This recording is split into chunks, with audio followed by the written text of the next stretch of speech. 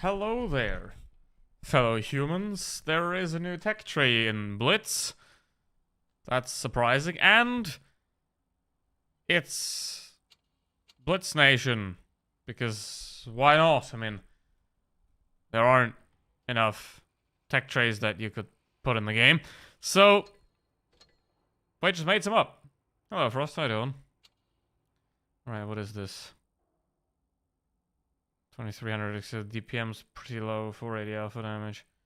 Hold on. So 8 degrees. Hold on. Did somebody just. Wait a minute. I haven't looked at these before. I have no idea how they. So.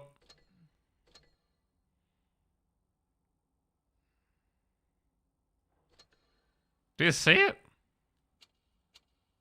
Because I'm seeing it. Like.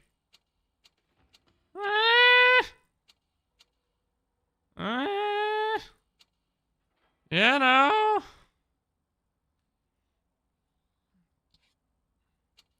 What is new? There is a new Blitz Nation tech tree, which all have 2 guns. I don't know what else. They also rebalance a lot of tanks. Like, a lot of the autoloaders, like the VZ, I think has less intra-clip. It's got 3 seconds now instead of 4. But, yeah. So they changed a lot of the intra-clips. I think the TVP also has 1.5 instead of 1.88. Yeah, exactly. So they changed a lot of the intra-clip reloads and the ammo reset for some reason. I don't know why that is. Well, that shouldn't happen. But yeah, so a lot of the autoloaders got like rebalanced and yep.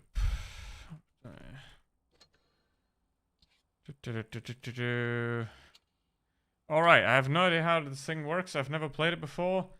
So let's go. Start with the tier 10.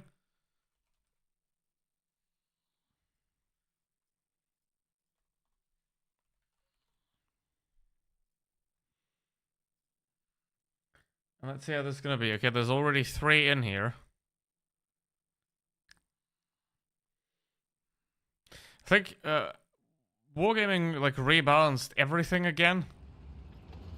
Oh, and yep. Hi, Grand Surprise, how are you doing? So Wargaming pretty much rebalanced everything, which means they rebalance nothing. Because if you change everything, you change nothing. Because everything's different, and you don't have any references. So now you're just like shifting the baseline to some random point, and now you're still not sure what actually happened. Yeah, it's different a bit. I don't know if that's just because I've been sim racing the entire time, and I'm used to more pushback, but I will see. Okay, so I mean, this is the single shot gun with 40 alpha damage and very low DPM, 2300. And that is a multi-shot gun with 90 alpha damage. I think 3 shots, 4 shots. So, yeah, there's no AC Atlas. That's also using the multi-shot. So, yeah, we have very low DPM on this thing. We do have turret armor, right? But, just like the Rhinoceronte, you can pen it with premium ammo, which means it doesn't have turret armor. To anybody competent. Like, thick armor is basically just a deterrent for people that don't know what they're doing. You're gonna get through any tank if you know what you're doing. But the more well-armored a tank is, obviously the longer it takes to get through it, and the longer bad players will live. So, there we go. Okay. I'll try the other gun. In the next game, oh. That's higher alpha damage. Let me guess, it has 3 now. Or 2, well, it has 1200 and... And it had 4, I don't know what it had, 460 or 410, something like that. So they changed that to have... Hi, Keyboard, how you doing? Can't have that much pen. It does, it does. It has the same pen as this gun. Ugh. But it also has the same, like, non-existent DPM. Like, this tank's kind of... Like, you know, what's the point of a vehicle like this? It has 8 degrees of gun depression, which is very nice. But, if you have the T-125, you have your 8 degrees of gun depression. You have, I mean, you have 80 less alpha damage. But you have turret armor that works against premium rounds. You have a tank that can go hull down, and you have, like, way more DPM. So... Yeah. I don't know if this is, like... I don't know if this gun is pointless on purpose to, like... advertise the other one, but let's try that. Okay. Where are the rebalancing on our website? Why does Wargaming... Okay. What do we have? Sheridan, shell velocity, view range. I mean, shell velocity changes just your skill. You should just learn to lead the shot. Okay, Patton got a little bit better. There's some armor changes, which... Yeah, 127 to 124 millimeters. That definitely... Earn your paycheck. Hashtag earn your paycheck. Okay, E5. The E5 got buffed. I mean, it has a lot less shell velocity, but, you know, it's blitz. It's fine. So, it has lower reload, more hit points. I mean, the aim time's a bit worse. The accuracy is a bit worse, but that's not going to be too big of a problem. Concept 1B. Yeah, basically, they rebalanced everything. And they made the shell velocity of everything, like, either faster or slower, or didn't change it much. FS1, Rheinmetall Panzerwagen, average damage... Yeah, see, like, the Rheinmetall Panzerwagen, it went from 330 alpha damage to 340 alpha damage. Why would you even change that? Like, what's the point? You know, it has a reduction in reload, so it has an increase in alpha damage, reduction in reload, that's good. You know, but if you increase it by 10 alpha damage, like, you just earn your hashtag earn your paycheck. So E50M now has 360 alpha damage again, but way worse reload, like, ouch. I don't know, the butchering of the E50M continues. You know, keeps 15 leopard miles. Hit point changes, shell velocity changes, engine power for the E100.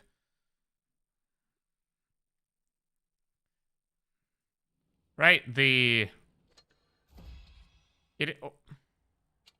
already is now, is it? Look at that, the KPZ 70 is already tier 10. They wanted to do that in Reforged, but now they did it here. Wait, did they move the Tornwagen already as well? That doesn't make sense. So they moved the KPZ up to tier 10 for whatever reason. Which is why I'm gonna play it now. First of all. Still has the same non-existent DPM of 20... It didn't change the DPM, what the fuck? Like, when the KPZ 70 came out, it was pretty solid, right? It was pretty solid, but... What did they change? Okay, they increased the hit points. They reduced engine power. They increased the penetration by nothing. Reload time went down 2 seconds. Forward speed. Ground capacity got war. Wow. Why is this a tier 10? What the heck? Okay. See, a long time ago, when Wargaming rebalanced tanks, they rebalanced some tanks. You know, they didn't just change everything. Because here's the thing, if you change everything at once, you have no reference. Right? Everything's just random again. So now, you're just, I mean, changing for the sake of change, which... Guess what isn't good for the player base, because if you change everything every 3 or 4 months, like they did with the map rotation, you're taking out people's, like, them getting used to it, you know? So, like, if you have a player that's not that good, right, but they're okay enough, and they're gonna play a tank, and they get used to the tank, right, and you rebalance that tank every 3 months, then... You know, the tank that's good is bad now. Obviously, that's on purpose, because if you have a good tank that gets nerfed, you don't play it anymore, so you now play the tank that's now good, which you don't have researched. You have to research it and play that. right? So Wargaming keeps you in the game by buffing tanks up and down constantly. But it's not good for the player base because you have to just constantly like relearn and rethink the tanks. I mean, it doesn't matter for me because a 10 alpha damage change won't matter to my performance in the slightest, right? But for a lot of average players that are sort of closer to simply extracting tank value as is, I think that could be... That, I mean, not could be, but is detrimental. Where's tungsten? Don't have that. 3-marked KBZ 70. Congratulations.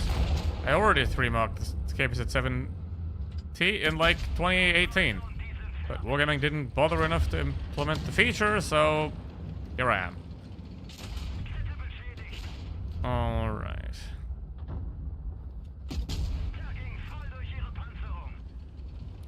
Well, it'll do. They also adjust the statistics, because that would be funny to have like a tier 9 and have like tier 9 stats on a tank that's now tier 10.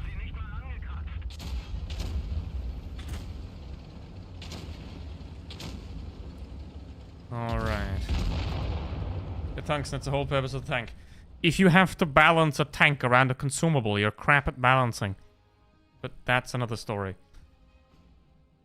So... well, it'll do.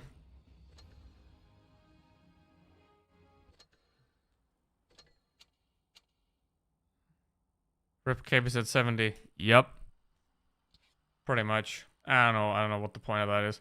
It's literally just hashtag earn a paycheck. So, let's see. Now, let's try the other gun for the AC. I mean, literally, those like mass rebalancings, they literally feel like they employ too many people that work in the balancing department, so that to have them do stuff, they just like give them the task of changing random tank stats every single time for no reason at all. Like, what does the Waffen F1 gain from 50 more hit points and nothing else? Well, nothing. You might as well just leave it. So, yeah. Tungsten shell consumable removed from the Jagdpanzer E100. Is there any tank that didn't rebalance? Yeah, it's like... You might as well not bother at that point.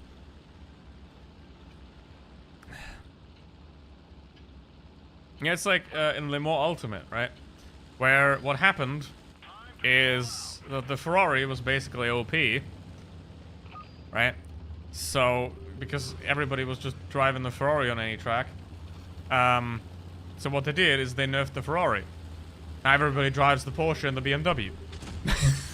Like, obviously, there are things that you can't fix. There is always going to be things that are better and that are worse, right? But, you know, if you just, like, randomly shuffle things about every time, what's the point? Like, you know, MXV got an okay armor update to the turret. Capola. Yeah, I mean, some of the changes, they're going to have a pretty big impact, right? Like making a tier 9 a tier 10 for reasons.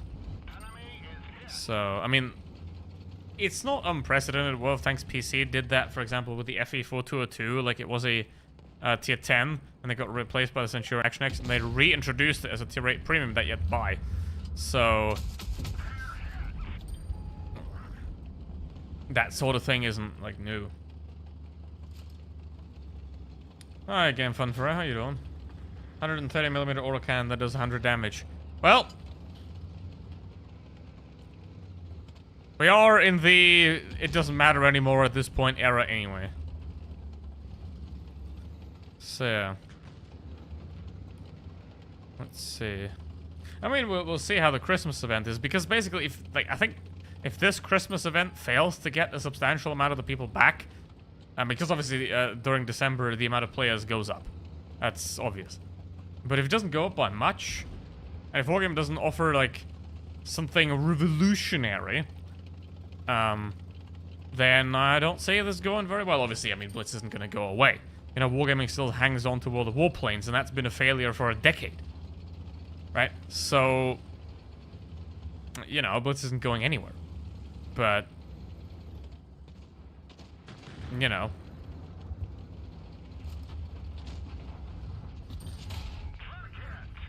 This gun was trash and testing, did they buff it? Well, given that it still has 2400 DPM, no.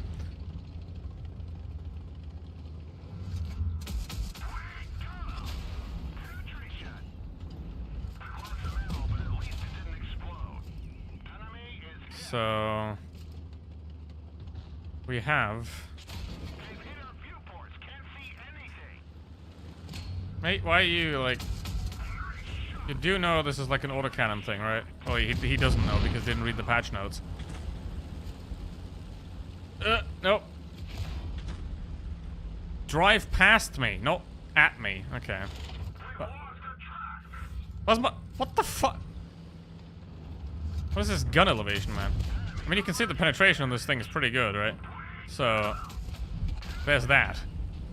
But, let's see. I mean, he can just pen like the superstructure. Oh, that's funny. Thank you for that. 4005. Very neat. But yeah, like, it doesn't... It feels very slow. Right? Because it is. Look at the speed. So, it feels very slow. It doesn't have excellent armor. I mean, you can pen the top plate there with premium ammo. But you know, if you have premium ammo, you just do that. So, yeah. I mean, it looks nice. It's sort of like a funky rhinoceronte, yeah. What's that?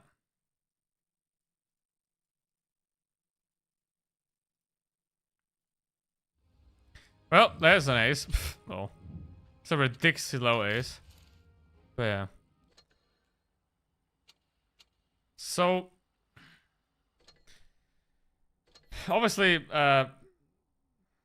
if you use two separate guns, one of them has a adrenaline, the other one doesn't. So whenever you switch the guns, the equipment goes out. You know, like here's an idea, right? Instead of needlessly rebalancing every single tank, how about you implement a consumable selector where if you change from a auto-loading gun to a non-auto-loading gun, the consumables that you equip on either gun stay there, right? So if you go from the single shot gun to the autoloader gun, it changes out your adrenaline for a engine boost, which you previously selected, and then when you go back from the autoloading gun to the regular gun, then the adrenaline that you used on a regular gun is there again, right? Those will be like quality of life features that would be worth spending time on, I think. Or, for example, not having the ammo reset when you like rebalance stuff, like, because if I change the gun now, right, if I change gun here, ammo's gone. So if I set this up, right, I set up my ammo, here we go. Now I change gun, it's wrong again, and I change back, it's wrong again. So every time I change, I have to switch, I have to set up my ammo again. So, you know, instead of needlessly rebalancing tanks that don't need it, how about you, like, I don't know, fix that, or like make it more convenient. I don't know. Because if, let's say, you're somebody that likes both guns or switches that a lot, then, you know, you might be irritated by a feature like that. But, you know, it's, might as well not do that because we gotta sell crates, boys. We gotta sell more crates. And we're gonna rebalance everything, pointlessly. But at least, after like, how many years was it? 4, 5? They realized that the map rotation was not a great thing. So, there's that. What? Progress, people. Progress. Well, let's see how this one goes. Normally, in a lot of the newer tech trays, the tier 9s are better than the tier 10s, tier for tier. So, mainly I think that's because a lot of the old tier 9s were really terrible. So, I mean, this is the problem of, like, autocannons, that you can't track tanks. Right? Like, if somebody drives past you, you have to, like, track it while the shots go off. Which you can do, of course, but it's a massive skill issue. So it's like the big downside of random fire guns, where you can't control when it fires. You can only control the first one, which isn't a good thing. So...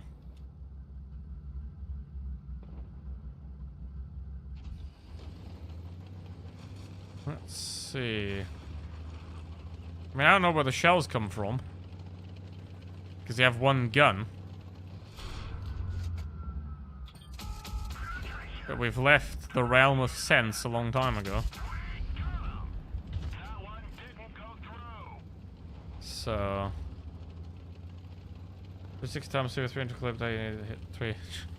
Yep. I mean, this is not great. So, let's see. 25. I mean, the SU-130 would be nice to catch, because we lost. But yeah.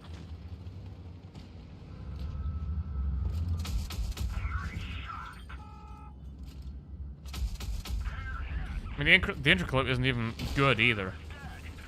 Right, because anything above 3 intraclip, you pretty much, like, you gotta go and hide between the shots.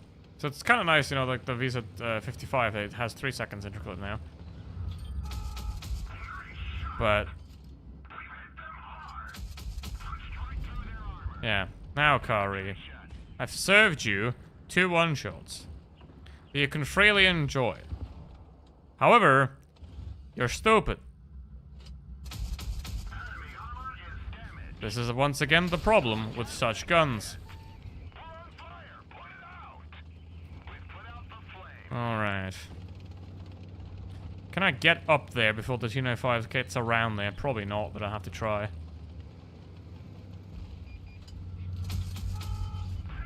How'd that go? Okay. I mean, the T-100 might come back, so... oh, he's running. Gonna have to hit him twice, so he's doing the correct thing there. Getting out of there. Now, I can't cross here because... oh, Jesus. Nope. Come on, ram me, you. What are you doing, mate? Just circle... you have to circle me close, right? Because the further you are away from me, the longer it takes, because of the larger diameter of the circle, the longer it takes to circle me. So the closer you circle, the bigger of a chance you have to actually make it work. But thinking is not on the menu today, boys. 50 be saved, they didn't change it. So... still the same. Like, largely. Still gonna suffer from the exact same problem as it was before. But yeah. Let's see. Obviously, we're not gonna win. Duh. 3-shot now. Did they finally listen? Did Wargaming, after like, I don't know, 5 years, finally listen to me? And made it a 3-shot again? Oh, they did. Well, that's something nice. Wow. Did they make the 57 heavier 4-shot then? Where's the Americans? I'm gonna have to wait anyway for nothing to happen. 57 heavy? Nope.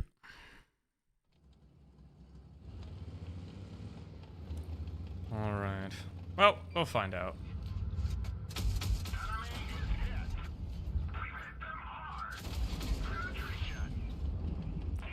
We shall find out.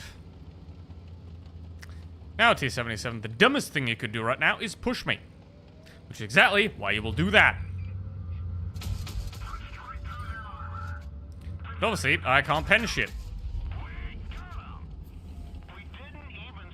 Still, the dumbest thing you can do is still push me, because I can reload by the time you arrive. And that M6 is not getting up that hill in time, ever. So... yeah, buddy. Obviously, I'm also not getting to the T-95 in time, but...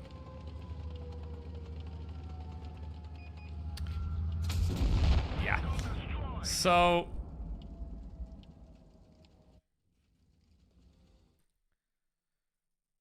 turret, what do we do? 178 to 200, 220 to 240. You can still just pen it with premium ammo. And 250. So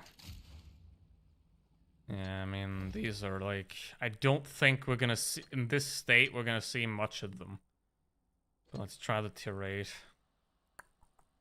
What do we have here? We got 19 DPM, we got 440 alpha damage, 8 degrees of gun depression.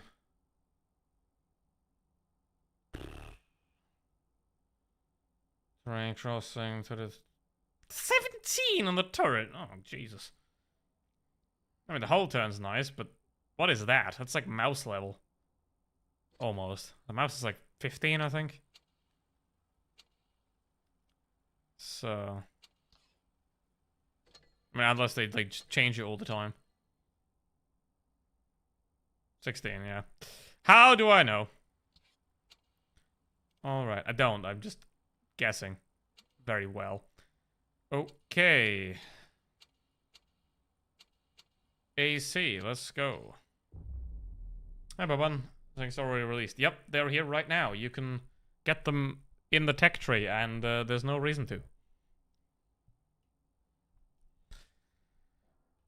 Alright. I'm gonna try the AMX as well. Okay, but the E3 didn't change. 76. When the E3 got more side armor, that's good for it. So I mean, I guess Nino probably made a video about this explaining everything in detail, so you can go watch that. I'm not gonna bother. Let's see. Let's go. I'm gonna open up OP again. You're probably gonna get hit with like 5 pop-up offers making you buy crates, so be aware of that. Let's see.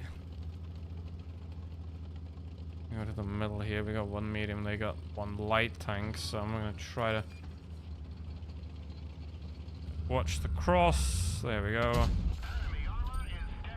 490. I mean, it's your typical kind of heavy tank gun here. Can pin that.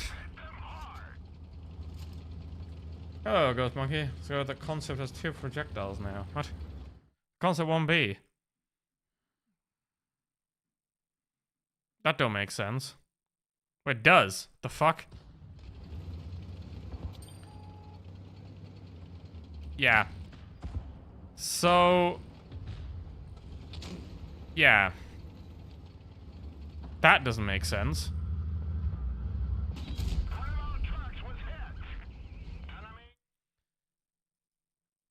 Alright.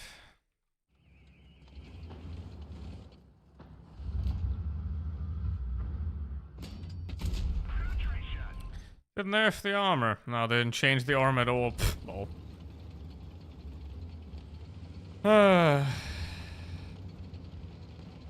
I don't know, I would just love to be in those, like,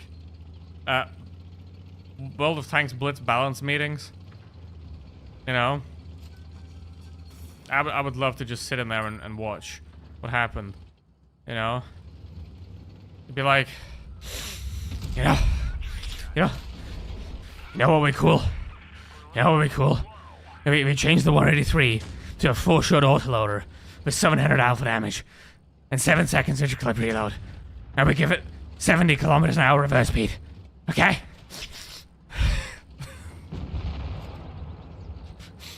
It's, probably what's gonna happen next. Right, actually useful now. Alright, that's nice.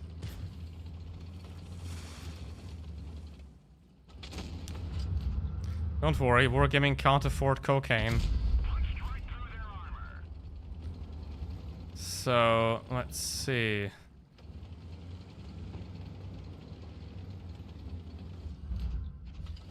Did a good job on these balancing. Well, most of them are just essentially the equivalent of, hey, I did something. But some of the changes, I mean, the 50B change, yes, good, thank you. The concept change makes no sense. I think the 4005 with the higher alpha damage, it makes it more dangerous and therefore better, right? Because you have to expose yourself less time to fire it off. So that's a good thing. But yeah, the shell velocity changes, you know, they're just like, hey, we did something. The E4 has more engine power. The Rheinmetall Panzerwagen being buffed is a good thing. You know, the E50M changes, they're just pointless. You know, it's like, we changed the tank. Why? I don't know.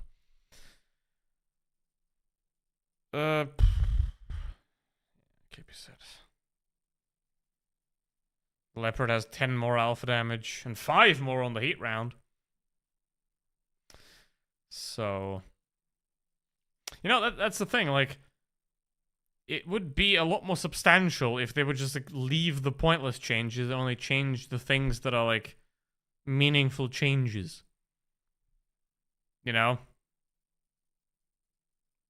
Because if you change the VK72's shell velocity from 757 and 606 to 750 and 690 and 757 to 670, haha, funny. And you change the penetration by a whole of 3, then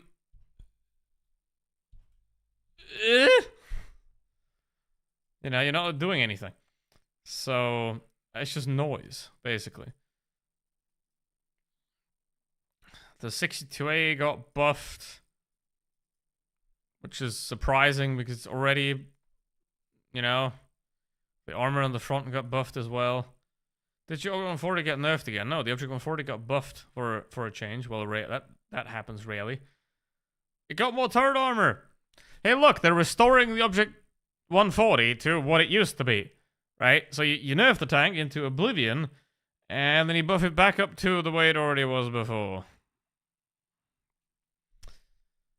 7 has less power. Shell velocity, sandbag provisions. Yeah, the Vickers Light now has 3 more top speed and 16 horsepower more and 11 degrees of gun depression. Well, that's a change worth changing, the 1 degree of gun depression, but yeah, it has 16 horsepower more. Like, you know, it's just like, that would be effort better spent otherwise. But anyway, let's try the 50B. Check the changelog is the equivalent of a student using filler words to make his essay longer. Yep. Earn a paycheck. Hashtag earn a paycheck. Hashtag earn a paycheck. Well, on the armor highlighter in the, like 5 mile long page, it says the bottom turret face of the Object 140 got buffed from 185 to 225, and the Cupola got buffed from 80 to 160, which at 160, still everyone can pen it, so it doesn't make a difference. But anyway, it's gonna make a difference for some HE rounds that, you know, most people don't use because they have no idea how they work. But, yeah. I saw that. No, it's fine. It's fine. But yeah, I mean, there's very few tanks with substantial changes. And that would have been enough. Right, this thing... I mean, it got nerfed from 3 shells to 4 shells. Right? They nerfed the alpha damage to 380. It had 400 alpha damage. They put it down to 3 shells. And now, like, was it 4 years later? They... Oh, like, oh, we can make it 3 shells again. Like, decide on something. You know? Because there's a reason why, for example, Counter-Strike works so well. Obviously, you can't really compare it because in Counter-Strike, you have like 30 weapons and here you have 600 something. But obviously, the reason why, for example, Counter-Strike works so well is because essentially you have a formula that's perfect. You know, if they would change the stats of the AK-47 every 3 weeks, then it would be quite confusing to play the game. Right? So, you're not helping anybody by constantly changing everything, right? You have to change the things that don't work. Like the 50B. This is great. Right? But if you change everything just for the sake of change, then you're probably gonna end up with shit. Alright.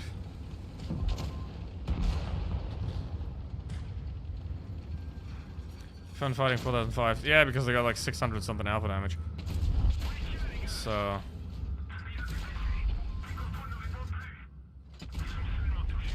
Did the IS-4 get nerfed again? They do that occasionally. So, let's see.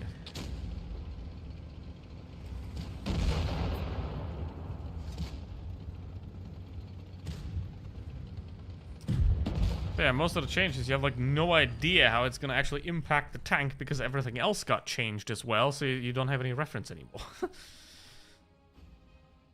Alright. Well, it feels better already, so nice. Alright, now, I'm gonna try the weird concoction that is a auto-loading Concept 1B, because I guess the reason for it is they were like, we have the T95E6, and we have the Concept 1B, we have 2 auto-loading, they took the ammo out again, of the Y, but anyway, so... But hey, at least the, sensitivity didn't reset, so progress. So, I'm just guessing, but what I'm assuming is the thinking here was that, you know, you have one collector, tier 10, that's a regular gun, and you have one regular tech tree American that has a regular gun, and then you have 2 tech tree autoloaders, but you don't have any autoloading heavies, right, that are autoloaders. That are premium or collector, right? So they were like, if somebody gets the 57 heavy and they want to spend money on an American autoloading heavy, they can't do that because the 2 that we have, they're both single shot. So we're going to change one of them and make it an autoloader for no reason, and then we can sell it more.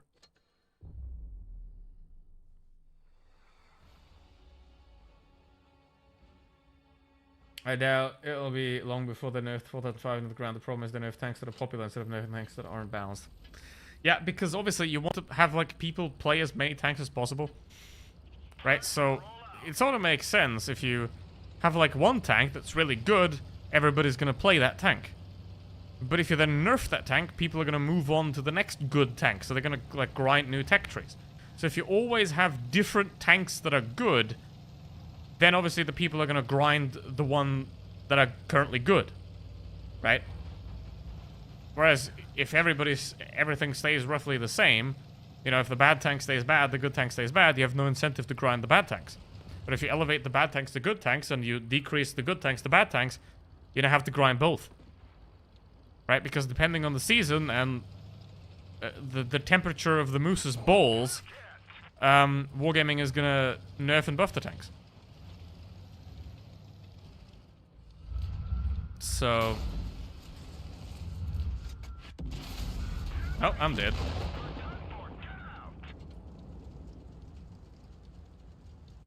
No, they're popular because they're fun. Yeah, but you're not supposed to have too much fun. Because you have... Because here's a fun thing. If you're having too much fun, why would you spend money on it? Because you're having a great time. Like, you know, you don't need anything. If all your needs are fulfilled... You don't need anything to further fulfill your needs because your needs are already fulfilled, right? So you have no problem that you need to solve. But if you have, like, a problem that you run into that you can solve with money, you're more likely to buy something, right? So if you're having too much fun, you're not going to buy enough. Obviously, if you're having not enough fun, you're also not going to buy anything. So you have to, like, find the balance of, like, optimal milking. Wargaming is having fun. That's not how wargaming works. That's just how capitalism works, right? Like, it's not about you. It's about your money. Like, you don't matter. Basically. You're just a vessel to deposit your money into the wallet of someone else. Alright. So, what do we try? Let's see. I mean, just to put it in perspective, there's a free-to-play game, Race Room, on Steam. Like, it's a sim racing game. It's not really that popular, but it's been around for like 10 years, right? You can pretty much buy all the tracks and cars. Obviously, every car has like 5 different liveries that you have to buy separately. But you don't see the livery when you're sitting on the inside, so it doesn't really matter too much. But you can buy the entire tracks, cars, everything for about 300 euros. Well, that's one Type 5 heavy. I don't know. So, there's that. I mean, the prices in Blitz have always been comparatively not good. But, yeah, Wargaming is like, lost the plot. I see no reason why you shouldn't be grinding all tech tree lines and keeping all tanks in your garage. Well, there is a reason, and it's that you can do something better with your life. If there is something, I don't know. But, yeah, like, obviously, it depends on what your goal is, right? If you want to collect all the tanks, then obviously you should grind all the tanks, right? Because that's your goal. But if you just want to, like, find a tank that's good and just play that, you know, there's a player that has, like, 20,000 battles in a T-28, you know, the Tier 8 tank destroyer.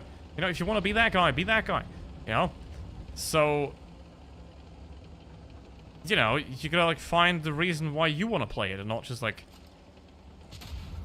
oh, other people are doing that, so I have to do that as well. And no, you don't. Just, it's a game.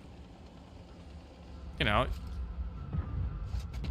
you're playing it to have fun and to waste your time from the existential dread that is human existence. But a kind of weird question, but will the GSO tank be available for free XP on Christmas? We're saving them for nothing. Well, guess what?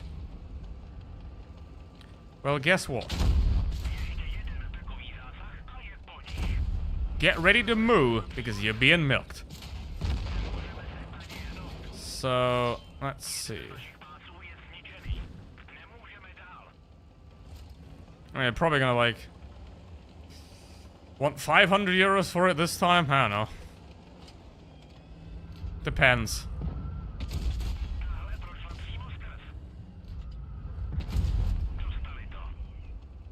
Alright. I mean, the only Tier 10 they ever gave away for free was the M60. And that was pretty controversial because nobody really understood who got it. Right? So they gave it away pretty randomly. Which, you know, fairness and all that. But, yeah. Yeah, this feels good. Hello, Alex. How you doing? Welcome. Okay, let's keep my STVK. Seem kind of similar. Well, I don't know anything about the G-Sor, so there's that. Alright, now, let's go to the Tier 7 of the new tech tree. Let's try that. Where is it? There it is. Alright, what gun do we have? Okay, we have the... So what's the difference?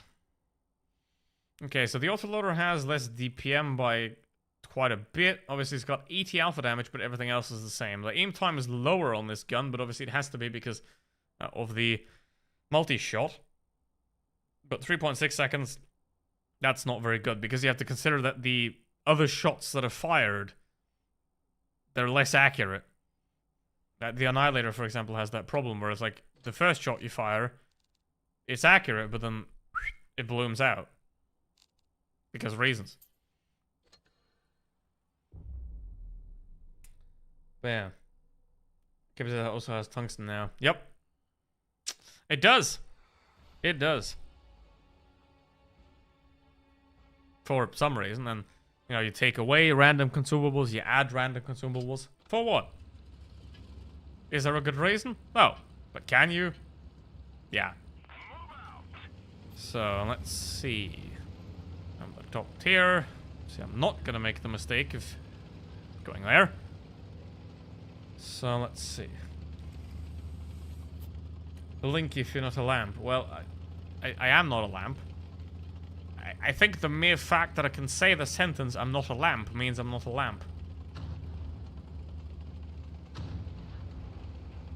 You know.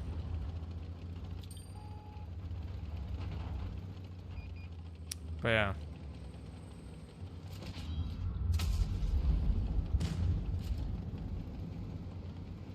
I don't know, Blitz kind of like, ever since Reforged came out, Blitz kind of feels like the Titanic, but you can see the iceberg, and the captain's just like, nah, it's fine, hold course. Get on the pedal, we're gonna be fine. So...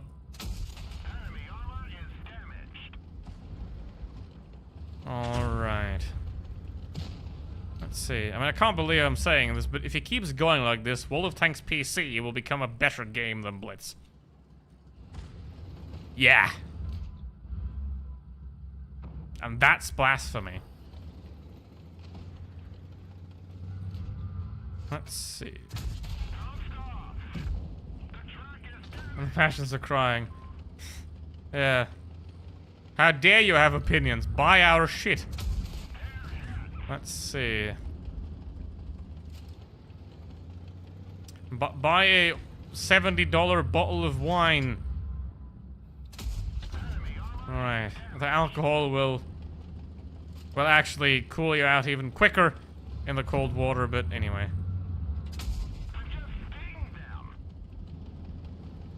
Yeah, because if you drink alcohol, it doesn't actually warm you, it just cools you much quicker, but you feel warmer because you're losing the... yeah, whatever.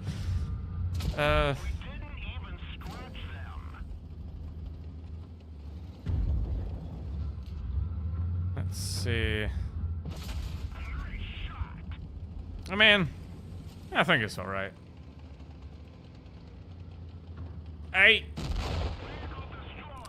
What happened? What happened then? Well, I died, mate. I died to him. Should get reticle calibrations, fixing offloading gun. Huh, why not? Why not? We're already at the point if it doesn't make sense anymore. So, yeah. Let's see. Okay, rating the 263. Well, see, the Object 263 has better gun traverse left and right. See, that's worthwhile. Maximum forward speed 50 to 48. Pointless. Super Conqueror. Reticle armor consumable removed. For what? Look, Ma, I did something. Alright, I'm gonna try to play the middle here, of course. Let's see what we can do.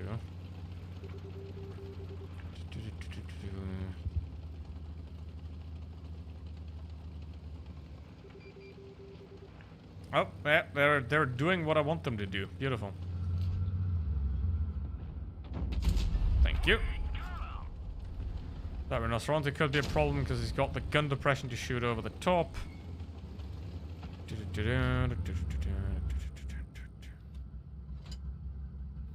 Hello. Wait for it. Go for the hull because he turned the turret. Cables at 70. Got the tungsten. Wait for the train. Yup. The bat shot. Reverse. Turn around. Go down. Watch the concept peeking. Is he going to? The TVP is going to hold the bat shot. The 50% heavy got it and died. I can't jump the Rhinoceronte because I've got backup still. But I will change sides. Right here, we're going to angle the turret towards Rhinoceronte. Rhinoceronte is doing the same. Angle towards the concept. He's going to shoot my ass. I'm going to watch the 183 because he's the only one on that side. Medium ammo doesn't go through. Can I? Well, I can, but I shouldn't. But I will. It's pointless now because the I-7's going to finish him off. Gonna do it anyway. Right, because now if he would have been alive, I could have shot him here. I can go around the back. And I will have the Rhinoceronte in front of me, while the Concept can't cover him. He used his brain, but he wasn't quick enough, so he turned around. He's not pursuing me. You can see that on the minimap. Now the Concept can peek here. I don't know where the Batchat is. The Batchat's around. The Concept's not gonna bother. Back.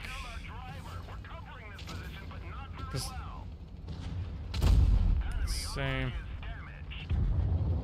Now we're gonna have to get past the firing line of the Concept and the Batchat.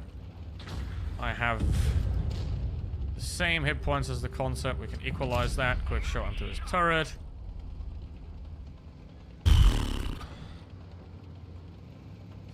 I'm ahead. Batchat got wrecked, and now we got this guy. Can hide all he wants, but he's gonna go down to me. And there's that. Yeah, the 50B needed a nerf. What do you mean nerf? It didn't get nerfed. No armor tanks benefit from higher alpha damage because the amount of times you have to expose the vehicle to the enemy decreases. So if you buff the alpha damage of a paper tank, it tends to do better, especially in the hands of good players, right? Because what you have, armor is sort of, can be used as like noob protection, right? Because if you have armor and you peek and the enemy shoots you, your armor might catch it. But if you're like a Leopard 1 and you peek and the enemy's aiming at you and they shoot you, in 90% of cases, it's gonna pen, right? So the less times you have to do that in a paper tank, the better of an advantage you have. So if you have something like the 50B, which is, to all intents and purposes, a paper tank, the less times you have to peek the vehicle, the better you're gonna do, because the less opportunities the enemy will have to shoot at you, and therefore, the less likely you are to suffer a lot of damage. And if you can keep an autoloader alive at the end of the battle with high hit points, you have an absolutely massive advantage. Because, why? Because you can clip other low health tanks on the enemy team without them being able to get you. Right? So if you have a 1200 clip and you have like 3 tanks that have 1000, 1100 hit points still swerving around on the battlefield, then you can make advantage of the autoloader and clip them. Right? So the more you can preserve your hit points in a paper autoloader like this one, the more useful likely you're going to be at the end of the battle if your team doesn't collapse. Right? So essentially, this is a buff to the 50B, because it means you have to expose yourself 1 shot less. You have more alpha damage. So your shots counts more. Obviously you have to be careful here because the 4005 has an angle at me. And the object also has an angle at me. So yeah. So I'm gonna reposition now. Go up here. Guys, I think trying to push. Because they're not. The reason why I was down there is because these guys, they're not going to peek far enough to get the shot. And I have like this gap right here. Which is enough, but it's not very convenient. Right? So, why make life hard when I can make it easy? And I don't have a team. Now, should I have played down there? No, because I don't have third armor. So all those guys, the IS-4 has third armor, the T-95s have third armor, even the 114 SP has third armor. I can't do anything against those guys with my non-existent turret, because they can just peek over, shoot this incredibly tall tank in the face, and they will suffer nothing from it. Meanwhile, I will die. So, these guys have completely screwed it up.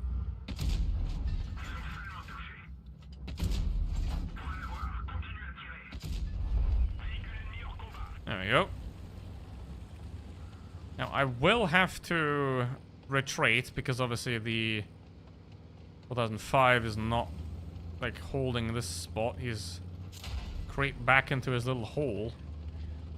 And, I'm not particularly interested in, like, dying first here. So I'm gonna have to catch this guy in that transition. He's not gonna become a woman, but he's gonna become dead. So let's see. Try and get away from the object. That's the priority here, because that guy can HE my ass. The T95 can't do that much. 140SP can kill me, but he bunged that up. The T95 is gonna be dumb. Don't do that. That's a wasted shot. I'm gonna bump it in this guy, and then I'm gonna die.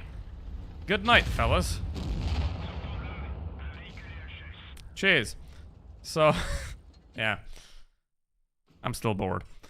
So, let's see.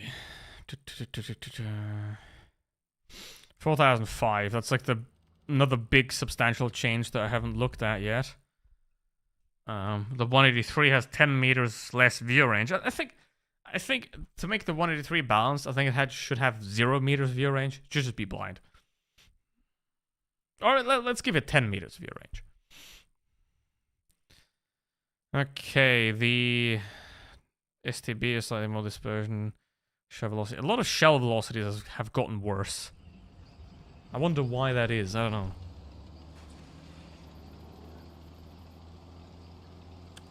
Because, I mean, shell velocity is pretty much just a skill issue. Right? And it's gonna, like, separate really good players from bad players even more. Because a good player, if he roughly knows what's going on, he can just... A traveling vehicle, he's just gonna lead the shot, boom, it's gonna hit anyway.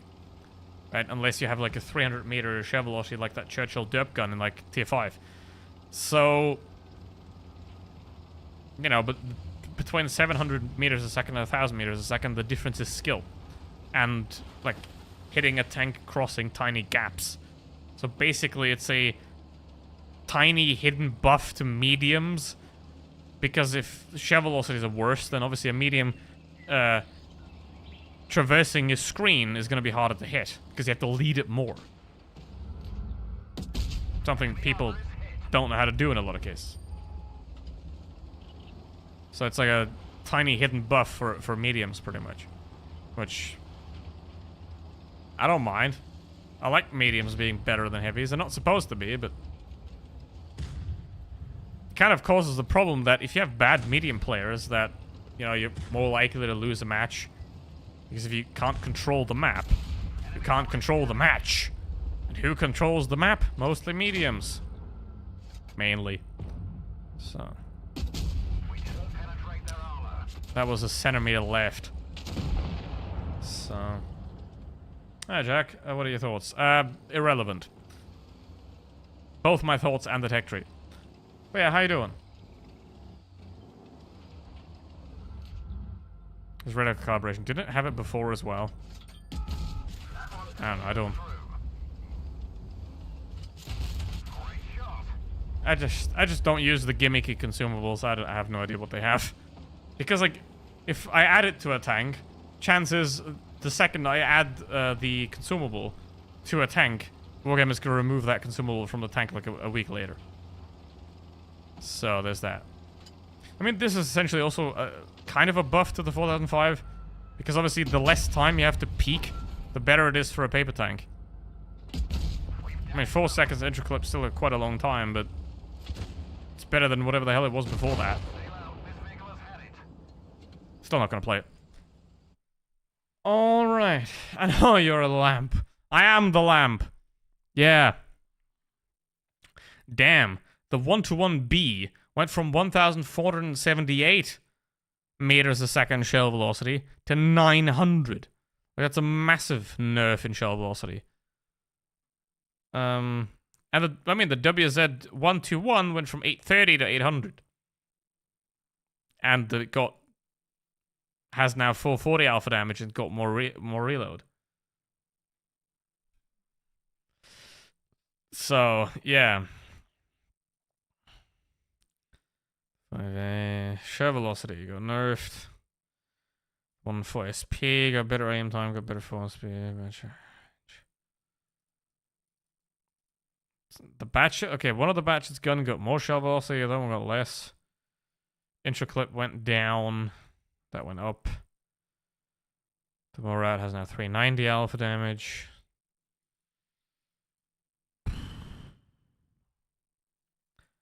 Lion changes aren't really... Well, the Lion got sort of buffed with the reload time, which is good because it needed it. Hi Goldie, how you doing? CS63, which would have needed a bigger buff. Didn't really. Wow, it has 3% more camouflage while stationary. Beautiful. Whoever dreamt of that should get a medal. Alright, the Karo has been buffed. Well, it got less alpha damage now, but it has better reload and better intraclip. And the TVP has 3 shells. Because we can. Wait, didn't the TVP start off at 3 shells with 1.5 seconds intraclip, then they made it 4 shells with 1.88 seconds intraclip, and now they make it 3 shells with 1.5 seconds intraclip again? Ha! Let's try that. So...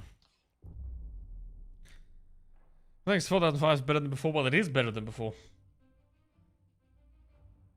I didn't know they already changed everything again. Yeah, but when was the last, like, gigantic rebalancing? Right? Well, like, it was this year where they also changed everything. Hello, Pikachu.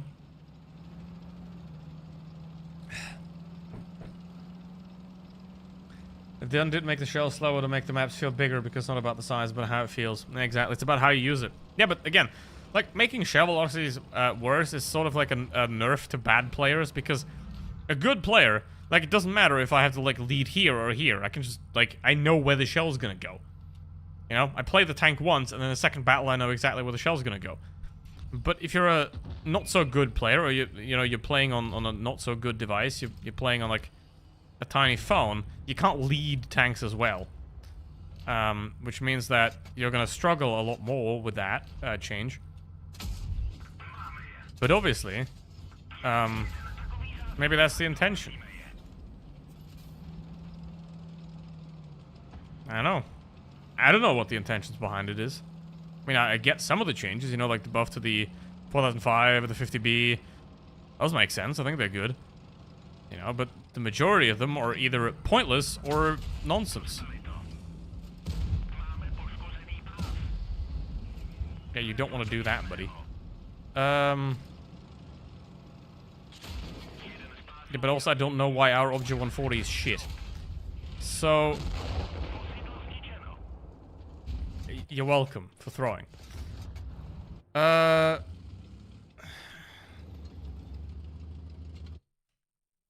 changed the 215B of the Mark 6. Let's see.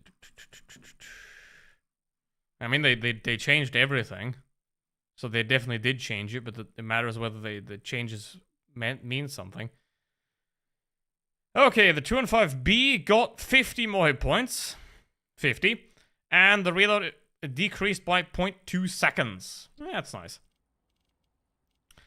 It now has a total of 50 more hit points. Wow. Which now puts it with this.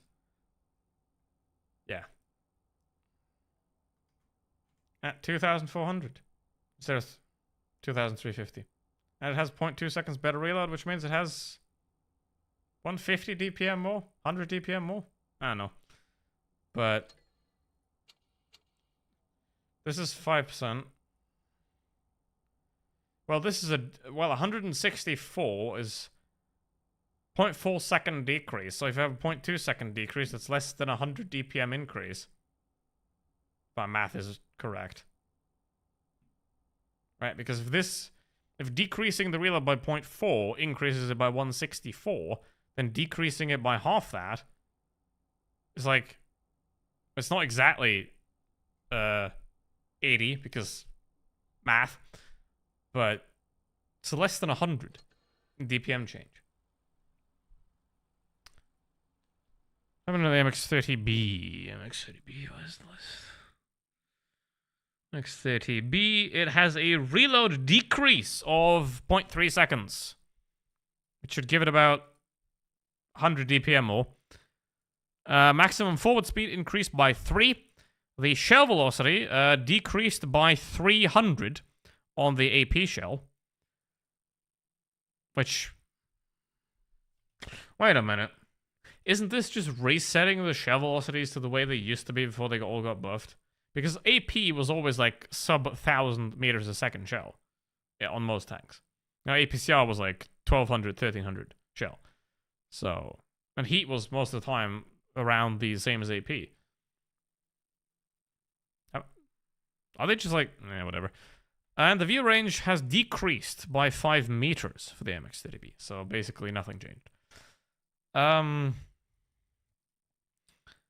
Okay, the MX info got reactive on concern was removed. Yeah, I mean, let's try the batch out. Let's try the batch out. Okay, so this has a lot more DPM. Obviously got the alpha damage.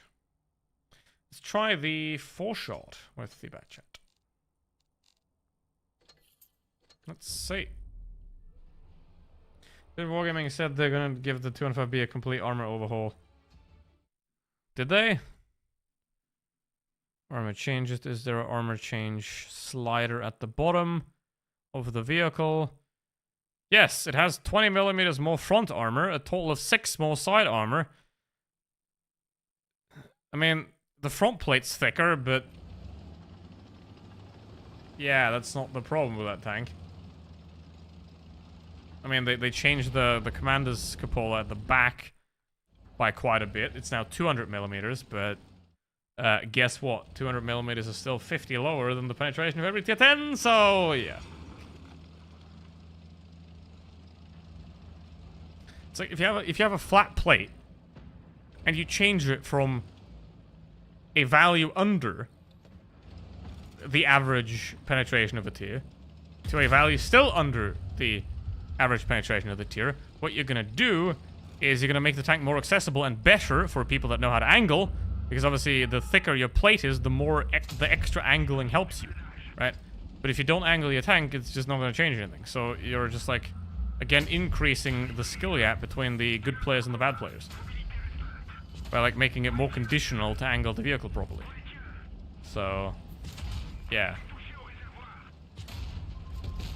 What are these guys doing up here? Okay. I mean, the only reason I went there is because the Batcher doesn't have gun depression. But let's see. Would be nice to get a feel on that E100. Make a mess. But yeah, here comes the other dudes. That guy's aiming at me. That guy's still aiming at me. I can't peek too far because the E100's going to shoot me. He's still... No, he's not aiming at me anymore. And he's dead. Beautiful. And that guy's not looking at me anymore. Fun fact, if the enemy's not looking at you, it doesn't matter what their DPM, alpha damage, or gun is, because they can't shoot you. Because they're not looking at you.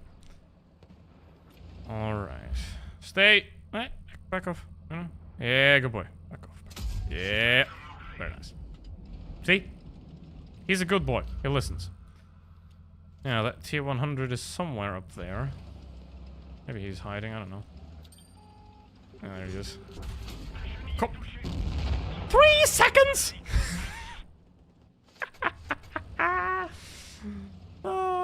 3 seconds before my multi-kit comes off cooldown. Damn! Let's try the buff to Murat. But yeah.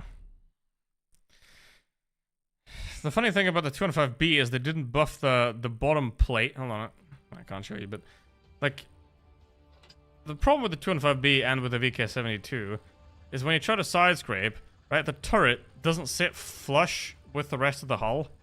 See, like it bulges out where the turret basket is. So if you try to side scrape it, you can just like pen the tank in that plate every time if you know how to aim. So, you know, like buffing the side of the 205B is nice, but if you don't buff that plate, then you can still pen it very easily when it's side scraping.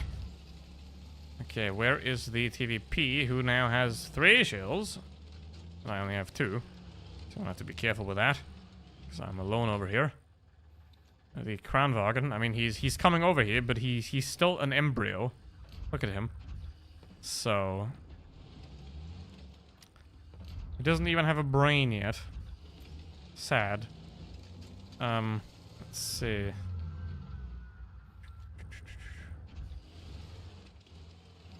Hope he's not staying in the base. Are you trying to climb the hill, mate? Oh, there's a dude. Oh, fuck. Okay.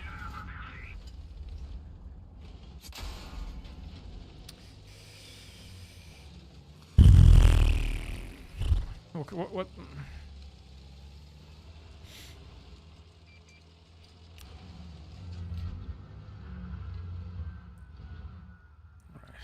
Why is there so much fog down there?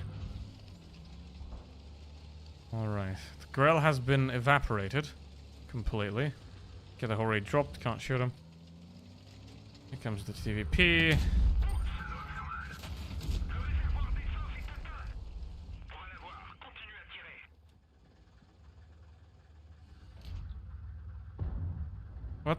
What in the...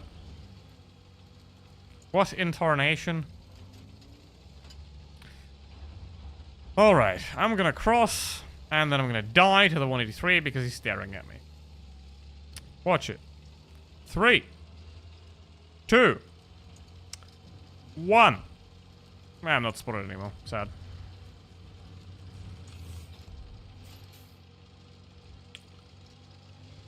Oh boy.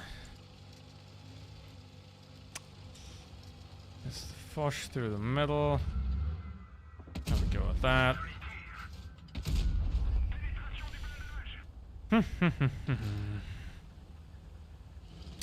Question. If you have probably the best hull down tank in tier 10, where should you play it? Clearly right there.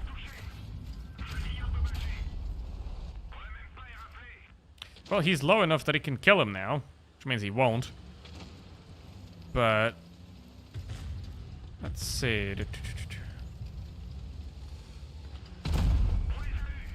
Gotta be careful here though, because the Foch's got the firing line. If the 183 is up on the hill, he's got a line as well, so gotta be careful. He's there for participation. Well, he's definitely earned his participation trophy. Now the camo rating on this thing is probably not very good while moving, because it's pretty big.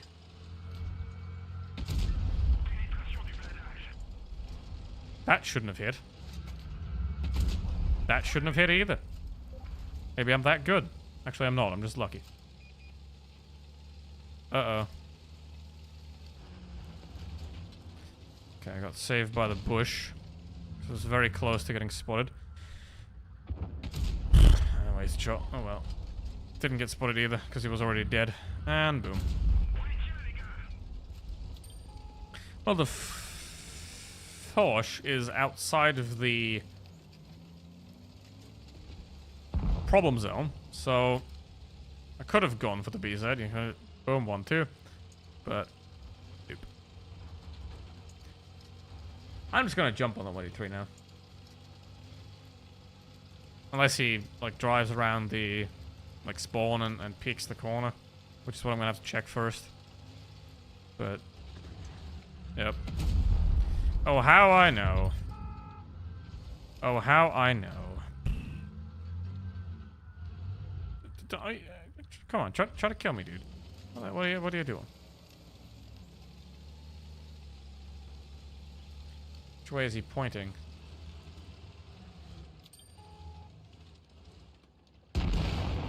Well, not my way.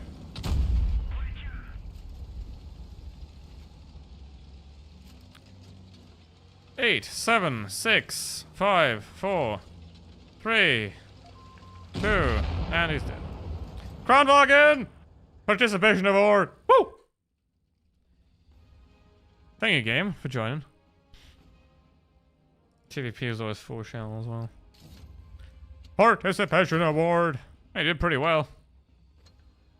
he did pretty well for playing the tank entirely incorrectly, but, you know.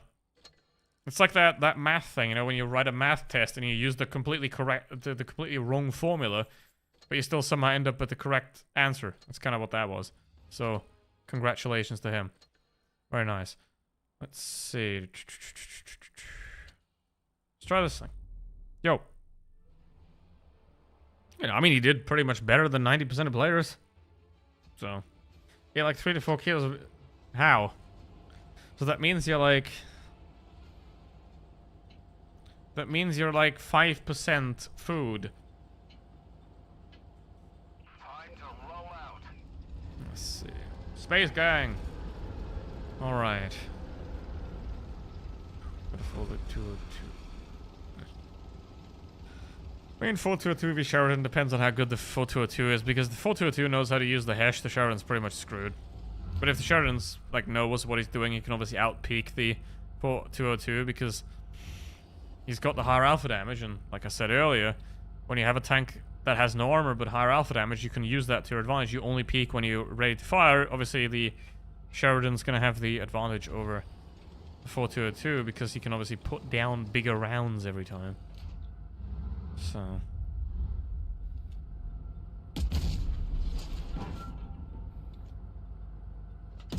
let's just send that, because I don't have anything better to do. And the C-95 is about to die, so that's good. There is a E3 and a 4005 missing. There is an E3 missing.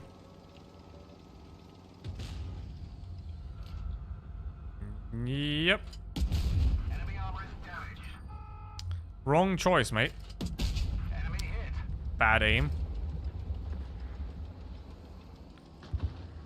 It doesn't strike me as particularly gifted. I mean, what you can see, obviously it's just generalizations really, but you can sometimes tell if a player is like there or not.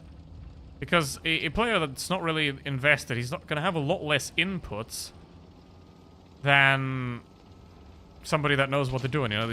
They're going to drive a lot straighter. I'm stupid. So... Gotcha. you know.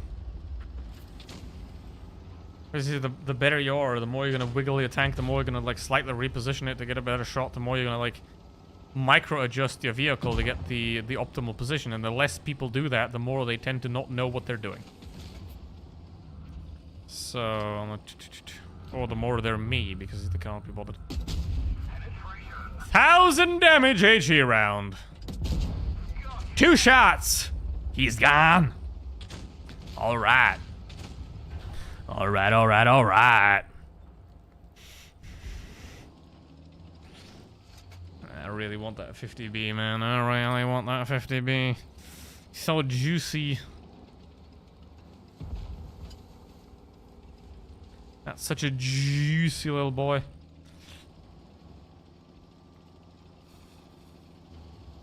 I'm not gonna say that. I'm not gonna say that. One on track is damaged. The gunner's injured. We're trying to cover for him. Enemy armor is hit. Oh no, I'm gonna die, but that was worth it. So, if I had a driver, I'd be fine, but I don't. Worth it. 1,000 damage HE rounds. 2 of them. I think the HE alpha is probably gonna be like 960 or something insane. It's 930, yeah. So, it's 930 HE alpha damage with 86 millimeters of penetration. That's whack. So... see, these are the type of balance changes that matter, you know? And but is it good? I don't know. It's definitely entertaining, and it makes the tank painful to play against, really. Because it can do 2,000 damage with HE rounds. But I mean, this one can already do 1,400. So, even though that's one shot, the 4005 can do 1,800 damage in 4 seconds with HE. That's tough. That's tough, man. That's tough. 4k damage. I mean, the 50B did pretty well, but... Try that again. Changes to the Badger. I mean, yes, there are changes to the Badger, but they're probably meaningless. Okay, error in the frontal plate near the gun fixed. Well, that's nice to see. Bug fixes. Gun movement dispersion, 0.08 to 0.7, meaningless. Hull traverse dispersion, 0.26 to 0.2. Well, doesn't really do much. Shell velocity, 980 to 900, and they changed the shell types from APCR to AP. So, a lot of changes, no substance. There will be no change in the way the Badger will be played at all. So, however, there is going to be changes to the 50B. There's going to be changes to 4005.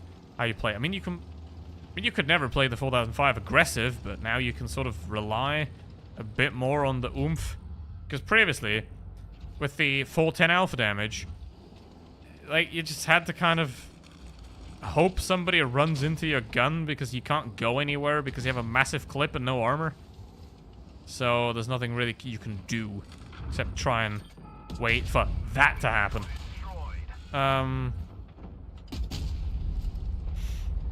So that's demonic right here. That's straight up demonic. I changed it to 50B. Well, I don't know. Wargaming listened to me after, like, I don't know, 5 years, and they made it a 3-shot again. Thank you. All right.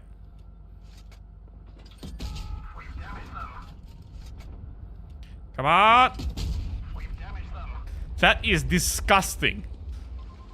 This thing is disgusting. I mean, they're heel. So, I mean, that's a change worth changing for. Gotta say.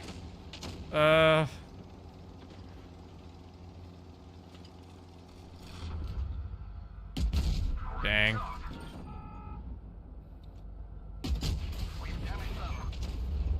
Yeah, well. Risky biscuit didn't end up working, but it will. Does shell reload booster? I don't know. It might have. Might have to intra-clip boost, so. It.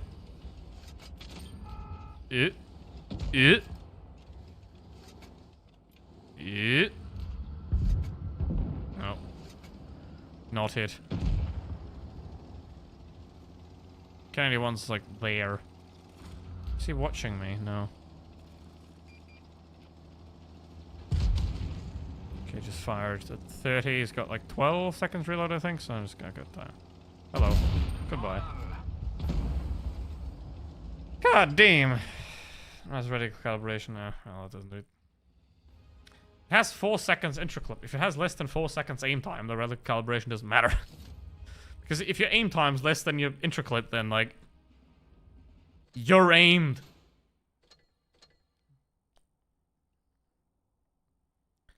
Four seconds. Yeah. There you go. 30% gun dispersion. I mean, it makes it more accurate, but what is the accuracy? If it's 0.3 or better, it doesn't really make too... it's 0.34.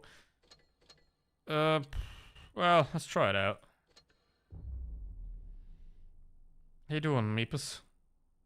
Let's go AP, finally.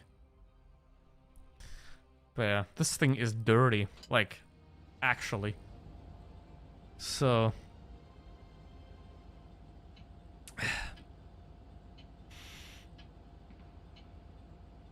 Alright. I mean, I personally would still rather have the speed boost. But...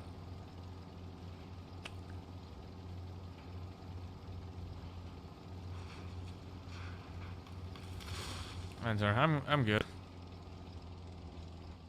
I'm good. Hello there, AC Atlas.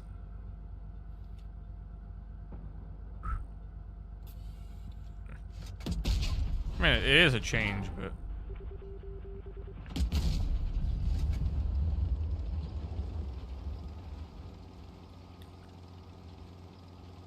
Has piece of reticle. No. So... Well, I could, but... That'd be dumb. Let's see.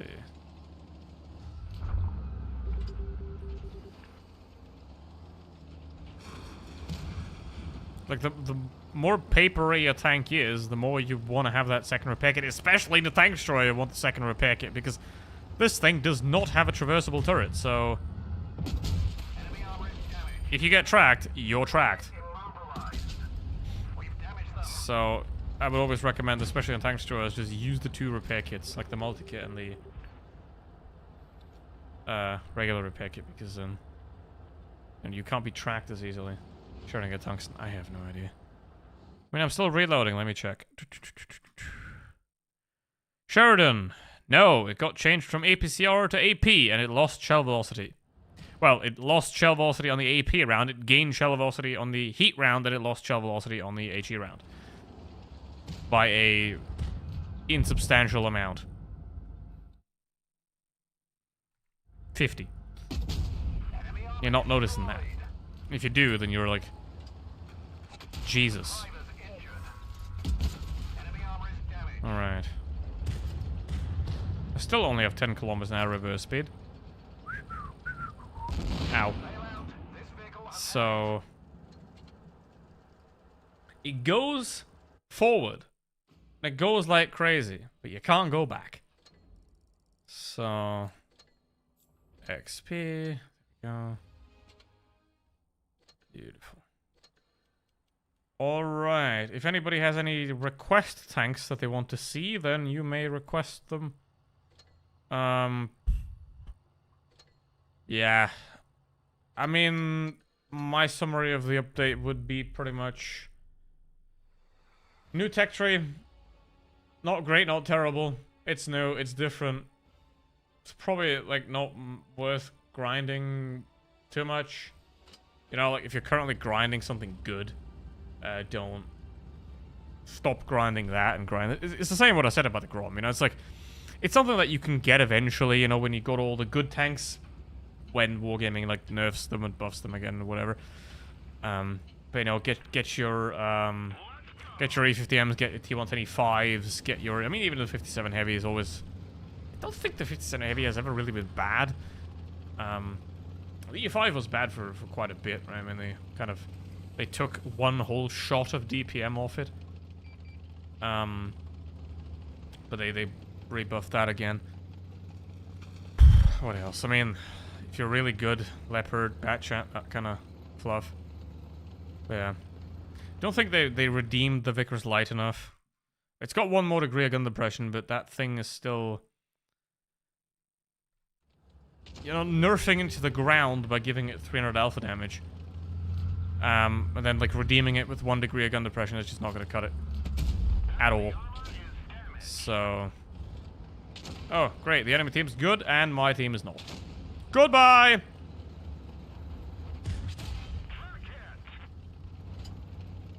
G's to the G, boys. Now, luckily, that guy, that 752, has volunteered as tribute. He's gonna die. That Marat is dead, and, the object's obviously dead, so we have to kill this guy, so I'm gonna keep that Marat alive, and then fight from 2 disadvantage, which means 1 tank down, 1 hit point tank down, and, the wrong position, and the 183 is dead as well, and GG. Instant over.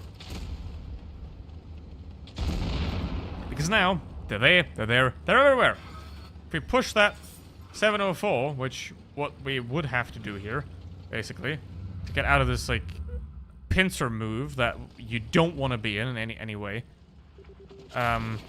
Like, you don't want to be surrounded by the enemy. That's the most important thing about map control. You do not want enemies everywhere, right? Because if I go forward here, I know there's an object 705 behind, 704 behind me. I can't move anywhere, right?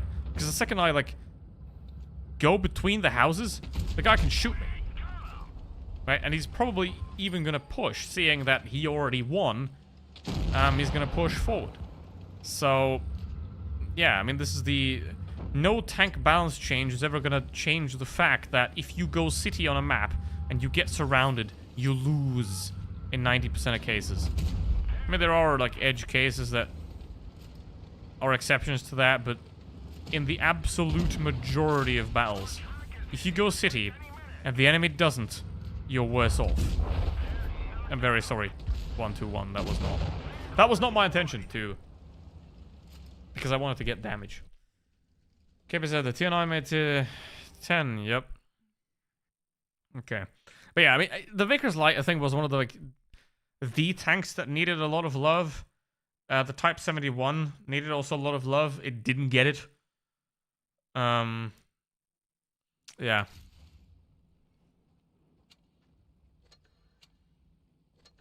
How do you do 0?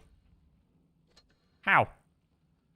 I mean, I did that a lot of times, but I don't know why I did that, but... This KP is now tier 10 for some reason. So... Earn a paycheck! Hashtag earn a paycheck. Alright. The Rhino... They didn't even sort them by nationality. Gee. Elevation angle. I mean, the elevation angle going for 13 to 17. Also reload. They didn't change the gun depression. Huh? Always has. They changed the elevation. They didn't change the depression because. Why? It barely fought off 2-9s.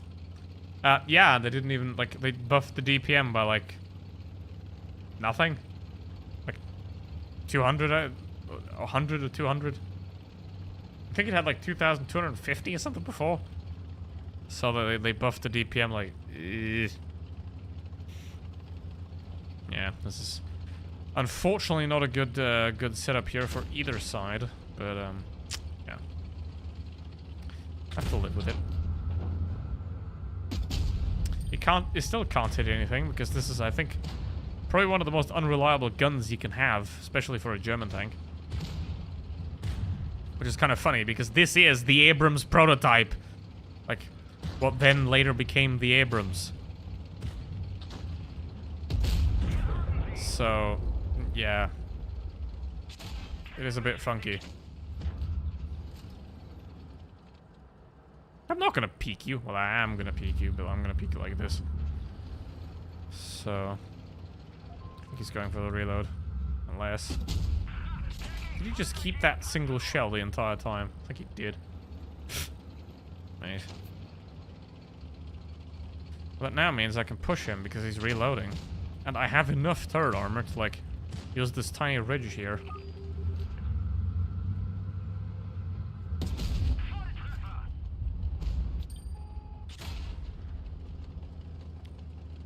This is called angling. Do it.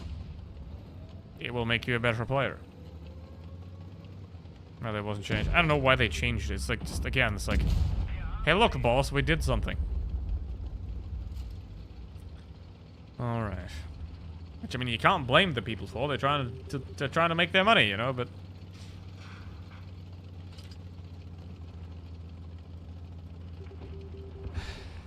There is no much point behind it.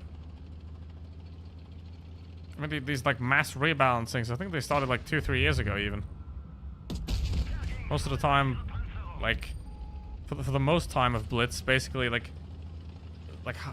maximum, like, a quarter or a third of tanks were changed at the same time.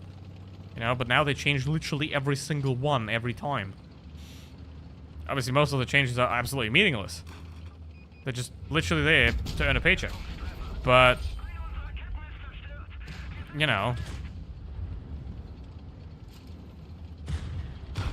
it doesn't do very well, I think.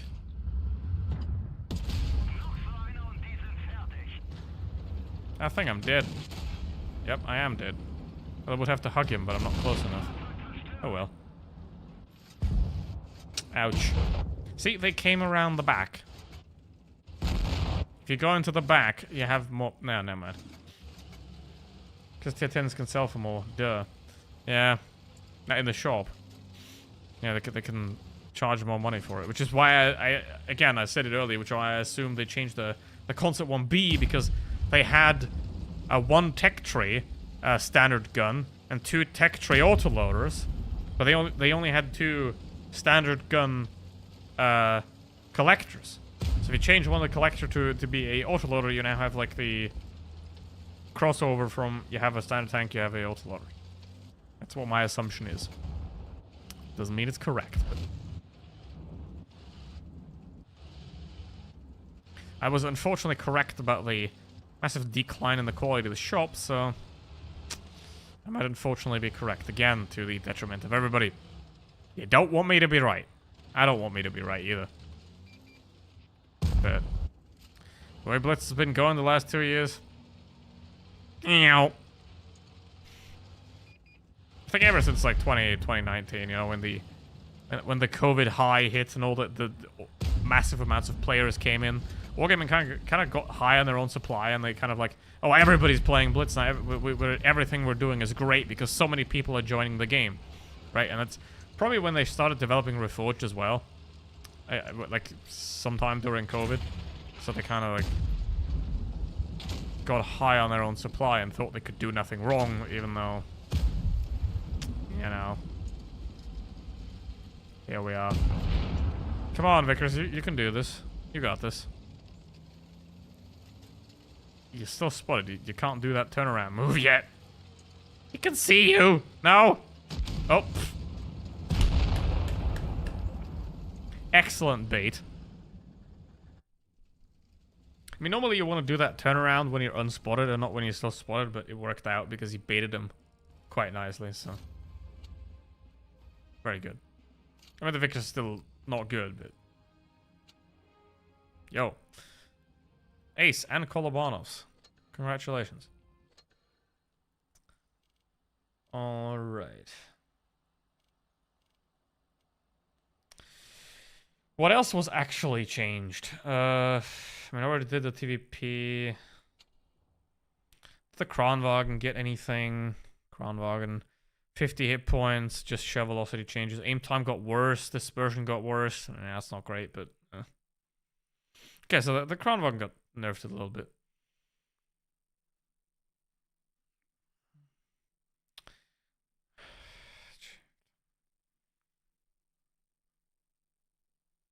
Max Chieftain. They unscrew the Chieftain, or at least give it the second gun. Reload time. Okay, the reload improved, the aim time improved. The armor improved quite a lot on the Cupola, but I mean, it's 200mm. You can still pen a 200mm Cupola either way.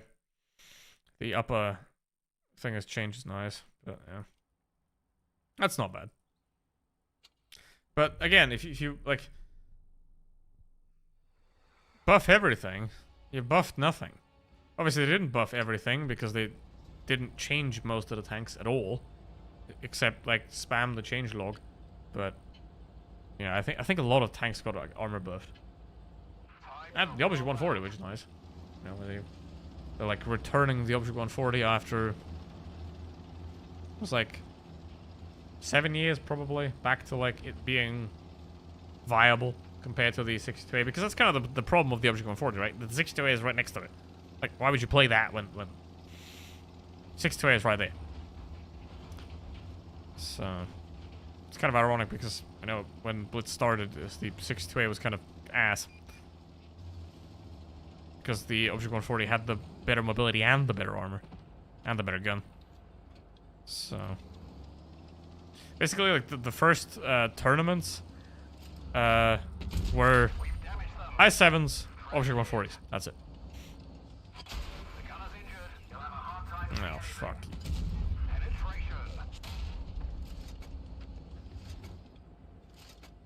Okay. Get mobility buff. Nope. Well, it did get a ground resistance increase, so it's an acceleration buff, sort of. I mean, it doesn't do well in water still, but has better ground resistance now, which is nice. Played the concept. I have played the concept, yes. And I've also played the new tanks, yes. Or they tried them. Yep. Enemy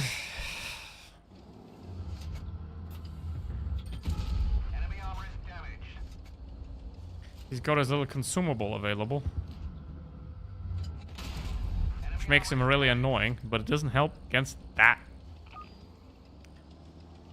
Alright, I mean, I'm just gonna go.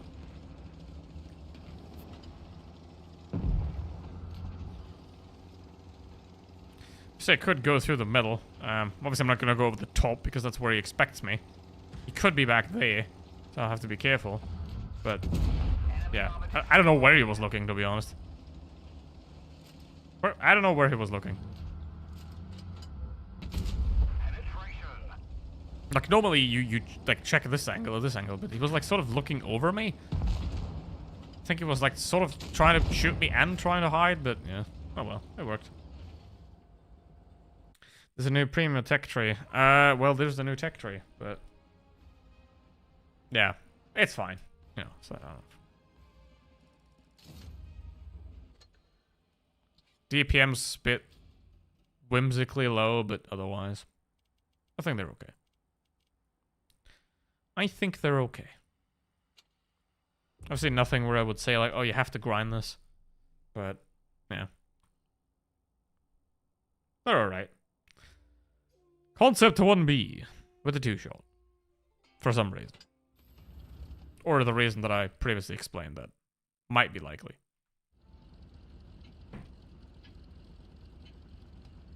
Also, another point. Was it like a professional tournament this year? So I don't pay attention to that, really. But if I heard it right, then like now you're allowed to play in the pro tournaments on PC as well, which is about 7 years too late for me. Because now I don't care anymore. But I think they also like didn't do the like big Twister Cup or something like that, right? Where they remember when they flew the finalists to like a place and had them play on LAN? They didn't do that this year either, right? I mean, you can't make money with that. And Blitz isn't an esports and never was, but because it's not suitable for that. Because like again, if you balance change everything every 5 minutes, then you're not gonna help yourself with that at all. But yeah, I think the concept, the way it is, it's pretty much, it's the same but different, right? It has an autoloader now with 2.5 interclip, which is good. Like 2.5 is sort of like, that's still real autoloader territory. Obviously it still has the armor, it still moves quite well. I mean, it feels much better than the new tier 10 as well, you know. Because about heavies, it's all about acceleration as well. Like how fast does it go from 0 to like 20? Because if you're trying to peak, then that's probably more important than top speed or anything of that sort. Because you're gonna get there. But if it accelerates like a slug, you're not getting anywhere. You're getting out-peaked by everybody. They changed other than tier 10. No, they changed only the tier 10s. And I think that's the second time they like changed every tier 10 and ignored everything else. Right, because you see, that's my problem with it. And I'm not saying they shouldn't change the tanks that need change, you know, like the Vickers was terrible, is terrible, because they didn't really change it much. The Type 71 still not it. There's tier 8s that need help, of course, but you know, let's give random tanks like 0.02 seconds more aim time, because that's gonna make a difference. But yeah, hello. The forced reload is like really low. Look at him. He's like gonna reload another half hour. But this thing has the potential to be a bit over the top. You know, because it feels good. You know, it's kind of like the feels curve. If you play it just on feels, you're gonna be shit. But if you know everything and then you play based on your feels, then when you know everything, then you're gonna like be sort of good. Perhaps. But this thing feels nice. What's you guys doing down there? So let me guess. It has like 2.9, 3 DPM. T6, it's lower. It doesn't feel that low, to be honest. I mean, because of the magazine, but solid. I mean, 10 degrees of gun depression, the excellent third armor that still has. This is probably still a tank that I would recommend in this state as well. Definitely. What is in here? The whole Black Friday thing's over. I mean, I have 2 hours because I still need to buy a monitor. So I have 2 hours to still select one because I'm looking at 4 different ones. And I have 2 hours to still order one. So I'll have to do that. By the way, I didn't mention it in my Black Friday review because I kind of just assumed that, like, this is good anyway. Like, you know, if you know me, you know I recommend this. The TF4A2 and the T77 if you don't have those. Hello, Nazine. How you doing? But, yeah. This is still kind of a joke. But, yeah. $10 for this. This is like okay, you know. This is kind of what it's worth. You know, it's like obviously the 58 is complete bullshit, but it's sort of what it's worth. You know. Hey, look, you can spend a lot of money to get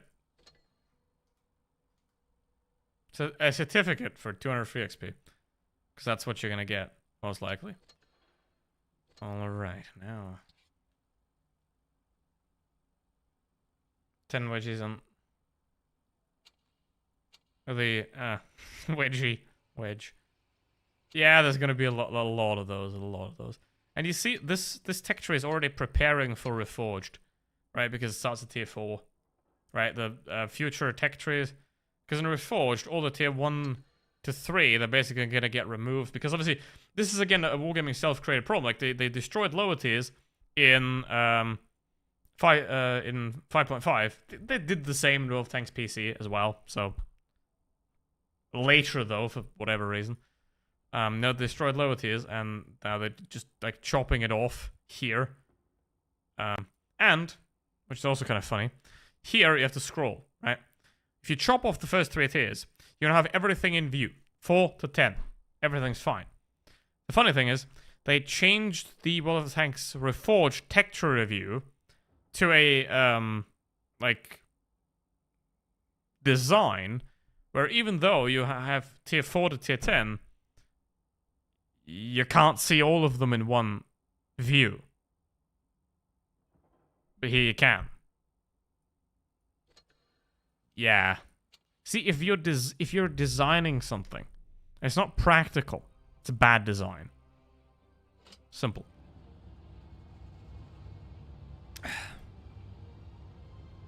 Everything else is just art that you shouldn't use. It's something to look at, not to use. Right? If you design something to use, then it should be practical. If you design something to look at, then it can be whatever. Alright. Let's see how this one goes. I mean, it got buffed a bit, which it needs. And I hope that it sort of elevates it a little bit. See, this is like...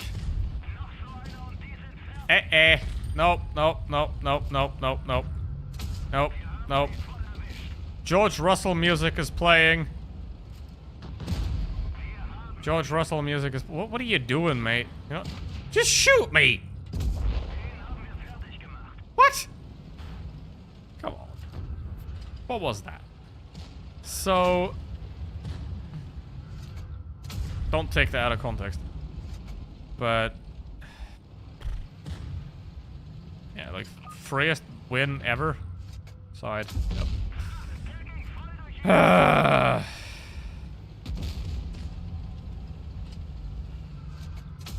Sorry, Steve. I was bored. Let's see. It's 122 TM, a good medium. It's okay. Like, it's certainly among the more worth category of premium tanks, right? It's not like a T-34-3 where it's just like...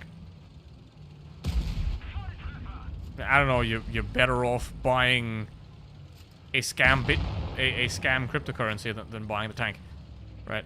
So I think it's one of those tanks that if you want it, then it's worth it at a good price.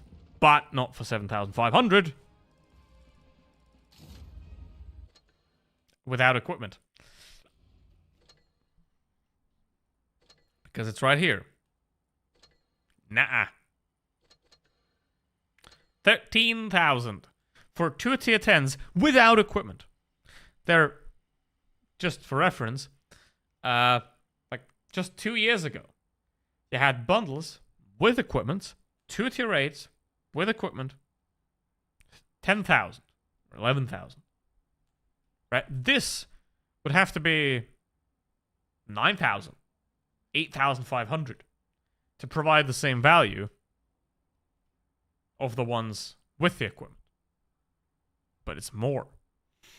Obviously, the minus 33%, I don't know where that's coming from, because here's a fun fact. 7,500 plus 7,500 is... Do the math? Yes. So, where does that, like, 37 come from? Right? Because if you have 15, where does that 4,637 come from? I mean, the garage slots, they're 250 credits each, 250,000 credits each. If that's still the price that they were before. It's 250 gold. Yes, okay. So we got 15,500. Right? We got 15,500 right here. So where does that 37 come from exactly? So we have camos down here. You know, it would be funny if they would directly sell them. Fallen camouflage. These are all tier 10s. Let's see if they have like the tier 8s as well. They probably will. 90, 50. This is tier 9. This is the tier. No, I don't think. Now the China here. No. Where does that 37 come from? Like, these camos are all like even values. 50, 0, 0, 0. Where does that 37 come from? Magic? Like, if you invent fake prices, at least make them, like, fake believable.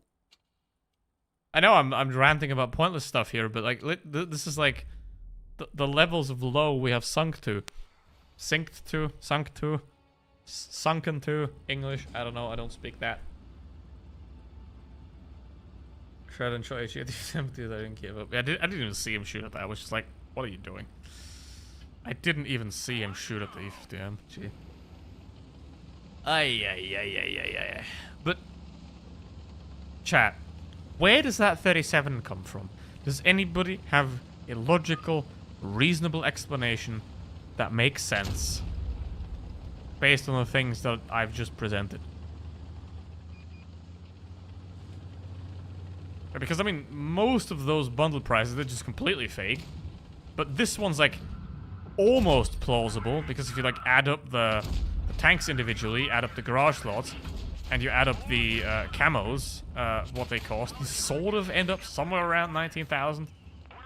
Right? Obviously it doesn't mean anything, because those things don't have any real trade value, so their value is whatever they've been sold for. But yeah. But where the fuck does that 37 come from? Ow. Ow. Probably shouldn't have done that. I'm curious, how does that Sheridan... How is that guy? That's a pretty bad battle there. How is that guy? Well, he did 5th worst. He's not that bad, you know? He's not like YOLO in and die bad. You know, I mean, you never know what's going on. Maybe it's like the 4-year-old child playing. You know, that stole the phone and is now playing, and you never know.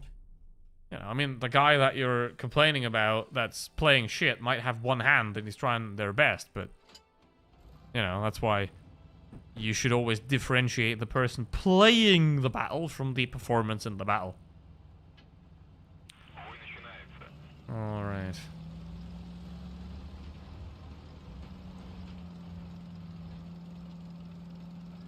I wish guy could just spam Lewis with them most random stuff and get his case dismissed. They pay for lawyers' fees and then might work on the game. What? I mean, you can't sue them for that because Wargaming, like, if you read the terms of service of Blitz, you have no rights at all when it comes to the game, essentially. Right? Like, you can't, you waive all rights. You also, like, don't own any of the tanks. Like, they're all licensed, right? So it's basically a subscription model where if the game stops, your tank stops. But only, you don't have to, you only, like, pay once. You don't actually own the product. You know, if you have a subscription to Photoshop or something, you don't own the product. It's not yours. You just are allowed to use it. Right? And it's the same with Blitz. You know, I don't own the Object 140. I have a license to use it. Which is why I don't have any legal rights to it at all. So, you know, you can... Any lawyer with, let's say, not enough cocaine in their system to kill a horse will just say, no, it's not even worth bothering. I mean, you can give me money if you want to, but I'm just gonna go have a drink with the judge and have a laugh because this is never going anywhere. So, yeah. It's like the second you spend your money in Blitz, it's gone. Completely. It's like worse than a car. You know, when you buy a car, the second you put the first kilometer on it, there goes half your value. But in Blitz, the second you purchase the thing, money gone. Refunds? Hell no. I mean, maybe if you beg support for it, but they're probably also going to be like, we got better things to do. Alright. If there is support left, they haven't already shuttered that as well, and it's like just one guy desperately trying to hold it together. You know? Because, like, things like support and customer service, aftermarket service is where companies tend to save first. Right? Because, like, it doesn't bring you any revenue. It pretty much costs you money, right? Because you have to pay the hotline guy. You have to send out replacements, right? So if you just, like, your customer service is awful, you just hope nothing breaks. And if something breaks, that instead of, like, begging you to take it back and give you a new one that they have to replace for free, you just buy a second one. You know? It's like, why would they take back the broken product they sold and gave you when they can just make you buy a new one? Or hope that you buy a new one.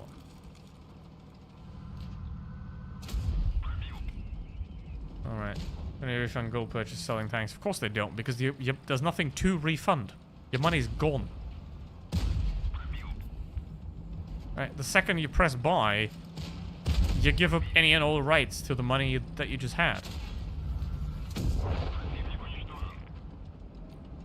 Where are we? I mean, I'm not a lawyer, but damn, read the terms of service. It's the same on Steam, technically. You don't even own the game. Like, any game you buy on Steam or any movie you buy on Amazon, it's not your property. It doesn't belong to you. You're just purchasing a license to use it. You know, if you buy a DVD or a CD, that's your property. You can do whatever you want with it, right? If they discontinue the movie, if they take it offline, you still have your DVD, right? Ouch. So, but if Amazon decides, you know what? I don't like this movie anymore, and they take it offline, and you bought that movie, tough shit, gone. So that's why digital ownership is fucked up and not very good for the consumer. Ever. It never really has been. So, but that's a not Blitz problem. kind of exploded, didn't I? Alright. Let's see. Do we have any other changes that mean something? No. So we'll just... I mean, the heat gun of the 4202 got better reload. That's nice. I still use the hash gun, though. Could have be armor rework. I mean, that's solid. That's pointless. That's pointless. Outrageous shot velocity. Provisions. Engine.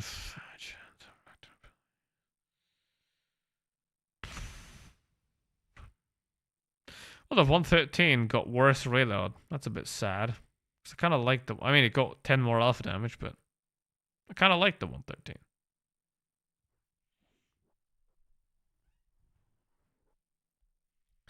What do you think of accounts being able to be transferable through servers after Reforged? Like how it is in basically any other game ever on the planet? Yeah. So... I mean, I have an NA account that I used to, like, platoon with NA players. Right? Where I probably spent, like, 300 or 400 euros on. Obviously, my mistake, duh. But that thing's useless then. Because obviously, it's now going to be a global server. And the point of that account is completely gone. So, obviously, that is an edge case that only applies to me. But the server split basically... banned you from, like, if you meet a friend somewhere else and be like, oh, hey, we play this game, blah, blah, blah, you can't play with them because you have to make a new account on a different server. You can't play with them. Pretty much every single game on the fucking planet has just, like, a combined account structure. Just Wargaming doesn't. Why? We don't know. So, yeah, I don't know whose idea that was, but... it wasn't a good one, and I'm glad that that's one of the very, like, few genuine positives about Reforged, that they've done something that 90% of all online games have done 20 years ago. Better late than never, I guess.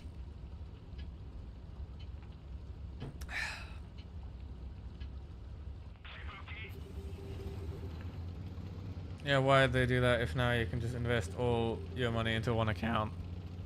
I don't know. Because the amount of people that have, like, EU and NA accounts is probably very small. Right? And they just hope to milk you other ways. You know? Like, sometimes it's okay to give up, like, a tiny stream of revenue because the amount of revenue they gained from that is pretty negligible. It's basically... it's not really a revenue stream. It's just a purposeful annoyance. Because... I mean, I don't know anything about Wargaming server structure or how they, like, whether they, like, use different server providers. That can be a thing, right? Like, if you use a different server provider for the North American server and the European server, then obviously you can't, like, interchange them because, you know, you're using a different provider. And the reason why you would use a different provider is because one is cheaper. So it's a money thing. You know. Obviously, like, you use different servers and different server providers in different regions in some places. I think, like, Wargaming has their own servers somewhere in Poland. So, you know, it could, for example, when World of Tanks PC started, it could have been that, like, they built their own server for the EU server, but then they, like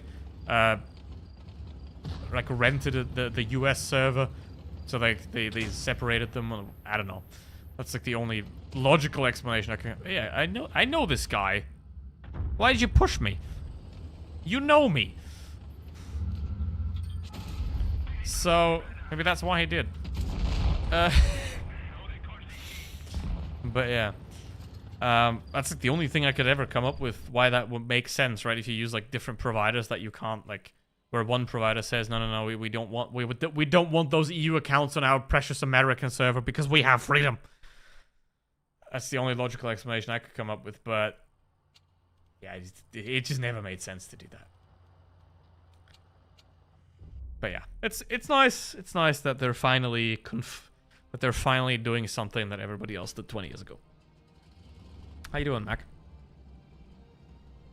Almost every good player I know has an NA account. Many spend money on it too, and some switch just for global chat. Huh. I mean, yeah, but that's like still the minority, you know? And of course, because like if you play tournaments, or if you play tournaments, you're eventually gonna like the bigger tournaments. You're gonna like meet the other people. So I mean, they don't do LAN tournaments anymore anyway because you know don't have money for that. See, here's the thing: Wargaming had a big problem obviously with the whole Belarus thing, with having the RU server like nipped off and that now being owned by a terrorist state. Obviously that's a big like cut into your profits, right? Because the RU server was very big. So, and obviously they had to move their studio out of Bold Dictator Man's country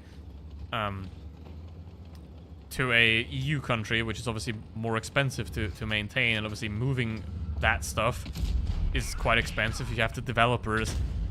If the developers move with you, you know, if you're not an asshole company, you're gonna like pay their moving costs and all that. So that's gonna cost you like a lot of dough, right? But it don't justify what they're doing this year, because that didn't happen this year. You know?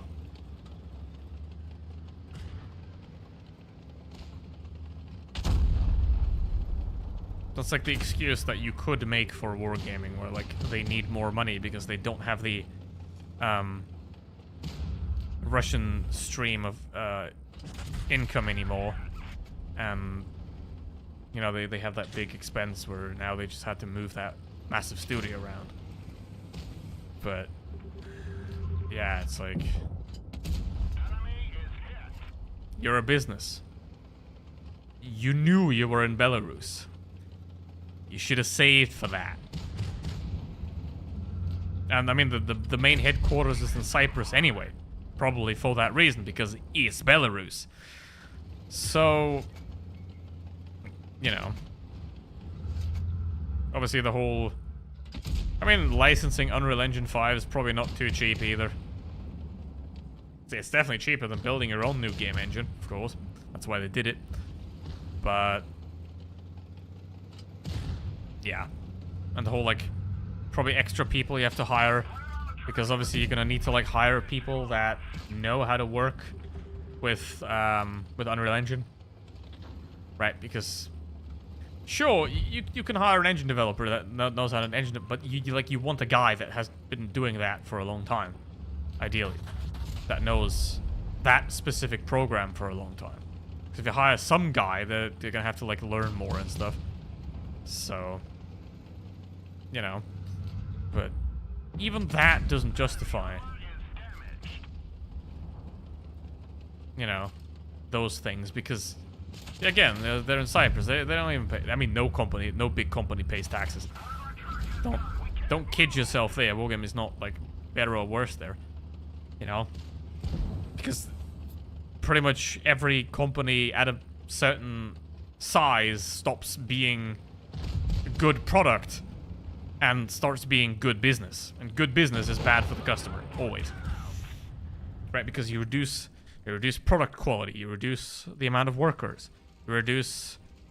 I mean, you increase your development cycle because you have to bring more shit out, right? But you, like, reduce your development costs, you reduce your production costs, right? You get rid of a lot of people, right? Because the second you start being, like, money, your product becomes shit. But they don't pay any taxes anyway. So that's not a, like, wargaming exclusive thing. Right? The majority of companies, they just... at some point, they stop contributing to society and they start leeching off society. It's like how cancer grows. Exponential growth. The cells grow and eventually they take over the whole thing. That's kind of the problem of capitalism, because it behaves the exact same as unlimited cell growth. Anyway, that's a different story. That's a different story.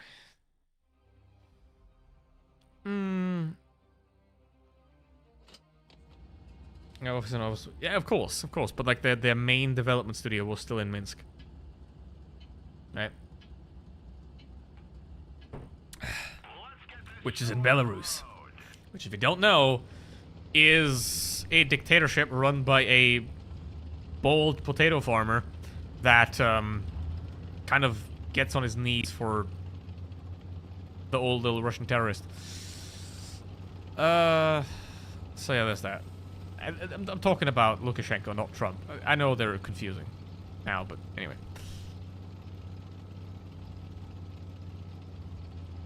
The graphic change in Reforged look minor if they could have been implemented in the current engine. Yeah, pretty much.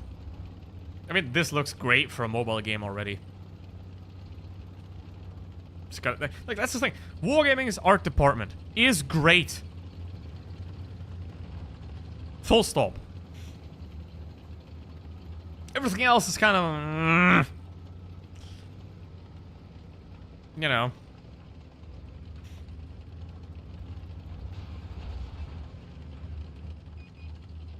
But, you know, it's like a camo that looks amazing still gets ruined by a 5,000 gold price tag. You know? It's a great camo. But it ain't worth it. Because that price tag, too damn high. Yeah, you see that was a big bonk. Well, it's sort of like, I don't know, like, it's sort of this like weird marriage of Rhinoceronte and T125 that kind of doesn't want to make sense, but like, it works. It does its thing. But again, it's not revolutionary. It's like, again, it's like the Grom as well, or I mean, the Murat, when it came out, it was generally not good. But it's like, if you have nothing else to do, go get it, because there you go.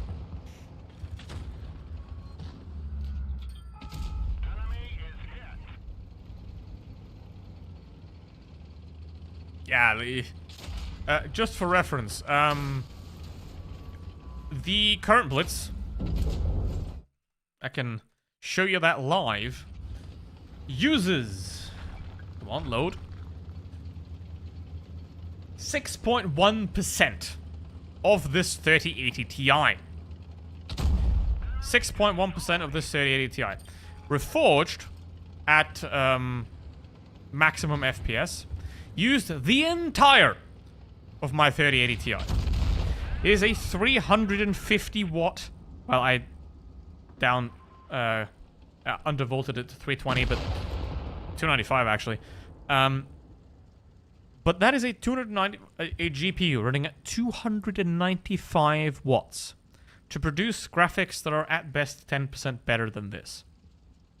6% GPU usage, 90% GPU usage for 10% graphics.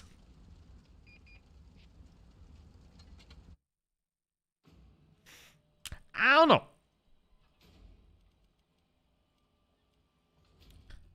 So, I mean, what do you think? Is setting your phone on fire worth the minor increasing? I mean, it looks better, sort of. But, yeah. I mean, Unreal Engine 5 is not a mobile game engine in the first place. It runs quite heavy. So, I don't know.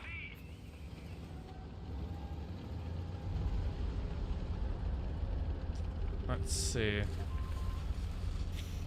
I mean, if I look at the Steam player, and obviously that's like the only ones that are available actively, because they're tracked. Obviously, you also have Windows Store, you have Android, you have Apple, you have like 3 people playing on a Nintendo Switch. But if you look at the Steam numbers, they basically, like, the player number pretty much halved since last year. So, let's say you cut off another, just 1/5 of the players. What is that light tank doing? Excuse me. Just cut off another, like, 1/5 of Android players, because iOS is probably going to be fine. Like, Apple's not going to stand for rubbish. They are, but they're not going to stand for it. I say that as an iPhone and iPad user. So, my iPad is perfectly... Like, my old iPad, that one right there, is perfectly fine. But, I can no longer upgrade it because the update is too large to fit on the storage it has. Great.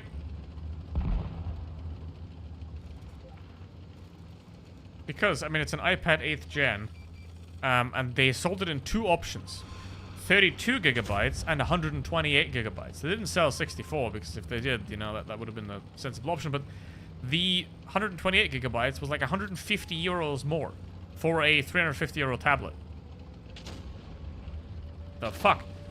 So, yeah, now I'm sitting on the pain of not having the ability to upgrade it because a piece of storage that probably cost Apple like 20 bucks to procure made the thing 150 euros more expensive. Because why not?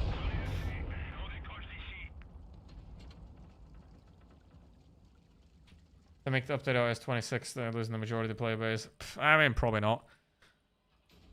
Probably not, but I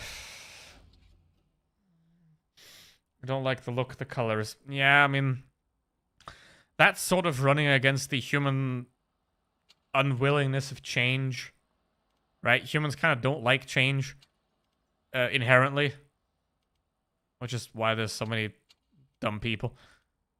But like, I don't think it's like the Reforged graphics are better or worse. I think they're just like more defined, right? Like, if you look at a brick in a wall, it looks more detailed, more little bit like a real brick, right?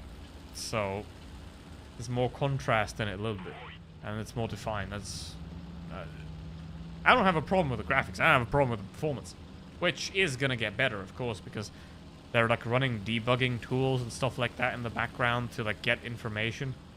So it's probably gonna run a bit lighter, but still, 70% of a 3080 Ti is abysmal. You know, you should probably run it 20, 25. You know, obviously, it's more compute heavy anyway because it's a new engine, blah, blah, blah, blah, blah. This thing's held together by string. It was the same case in like Counter-Strike Global Offensive when CSGO became CS2. There was also a pretty big drop in the FPS that people got, but they sort of mitigated that now. Obviously, you still get less, but the amount of frames, it's like you get 350 and previously you got 400, so what? So, yeah, I mean, they kind of solved that over the years, but they're probably going to make that better in Blitz as well, but the starting point is just... Like... And they try to, like, optimize it more for Earth Chest 3. So, I didn't see anything. They try to, like, make it more optimized for Android. Don't have that. Don't know. But it definitely didn't get better on PC by much. And, yeah. This Reforged includes realistic walls and hills. I don't know. I mean, that's the thing that the World of Tanks PC does really well. I mean, the Havoc engine of World of Tanks PC is chef's kiss. Right, that's great stuff. So, obviously you can't run that on a phone, duh. So, even though, and just because I'm bringing it up, I'm bringing up World of Tanks PC. World of Tanks PC runs lighter at the same FPS, or more FPS actually. It's 165 in Reforged and 228, 230 what I get in World of Tanks PC, depending on the map. That runs lighter.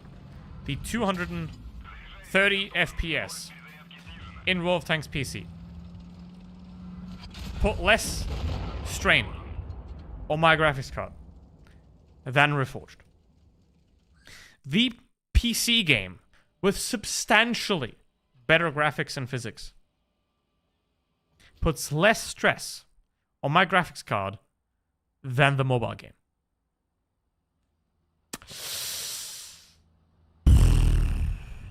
I don't know. I don't know, guys. Everything's great. Everything's amazing. Blitz is amazing. It's definitely going in the right direction. And we're all gonna be fine, and we're all gonna be happy. And why are we all gonna be fine and we're all gonna be happy? Because wargaming demands it. So, let's see. Let's try the tier rate again for the new tech tree. How about that? It's bright. I mean, I don't know.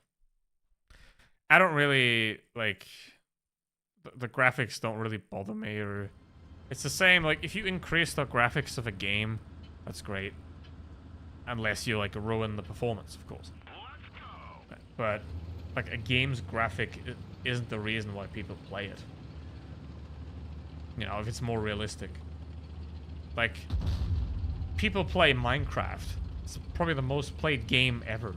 Obviously, there's like really RTX mods and everything for Minecraft, but people don't play Minecraft because there's RTX mod for it. They play Minecraft because it's Minecraft.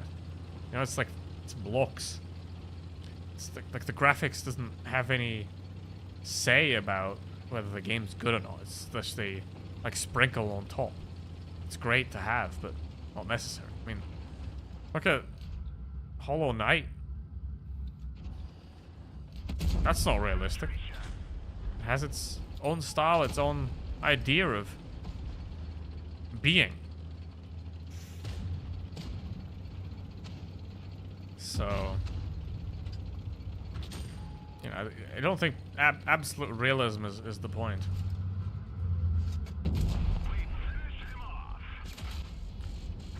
Uh-oh. I mean, there are certain games, of course, where realism is desired, and that's what you want, right? Because if you have, like, Microsoft Flight Simulator, of course you want everything to be as realistic as possible if you have, like, a simulator game. Duh. But this ain't no simulation. So, you want it to run well, and perform well, and to have your shots hit where they're supposed to. The graphics are a bonus, and if the graphics come at the expense of everything else, then it's not a good change. But hey. You are ordered to be happy about the changes. The sets won't go away. You are demanded to be happy. Let's see, I mean, they already, like, caved on a lot of the like, worst stuff, like that steel currency, which, I don't know, whoever, you know. It's like, I've been saying it since I think I make YouTube videos. Wargaming is excellent at having good ideas. And is even more excellent at implementing those good ideas in the absolute worst possible way they can find.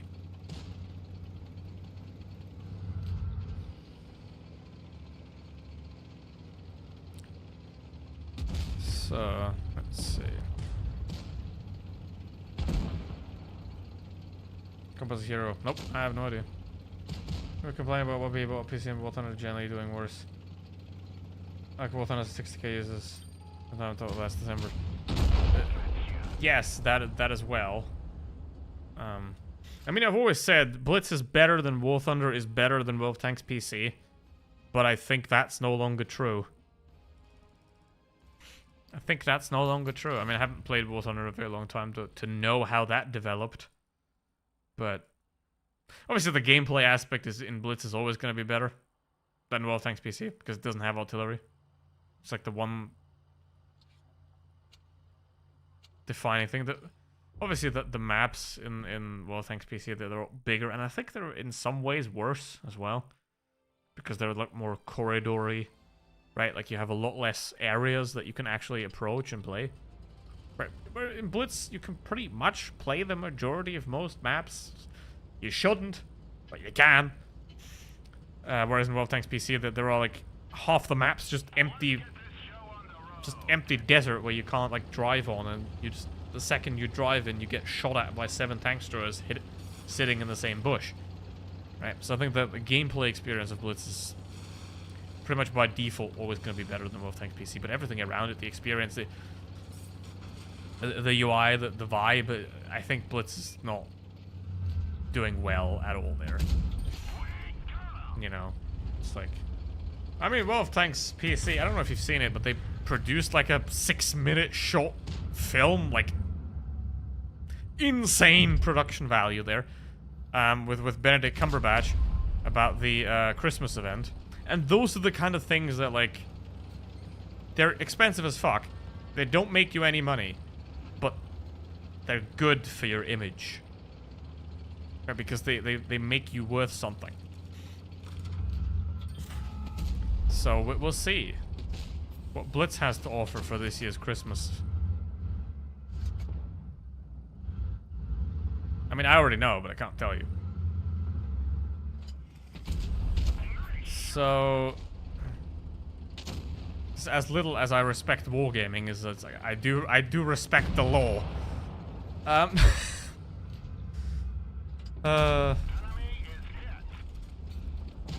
It's basically Blitz has turned into the Stan Edgar quote, what he said about Homelander. You're not a god, you're simply bad product. Alright. Let's see.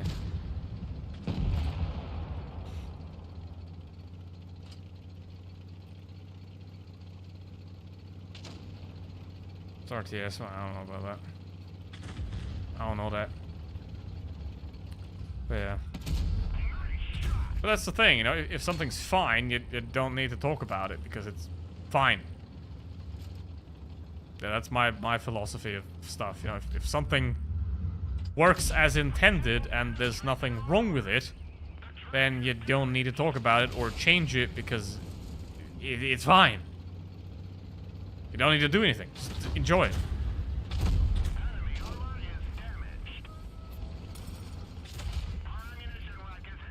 You know, I mean, sure, you can always attempt to improve it, but if something's already fine, I would, like, rather suggest that you, like, fix the things that aren't fine, and then when the things that are currently fine become not fine, you fix them again.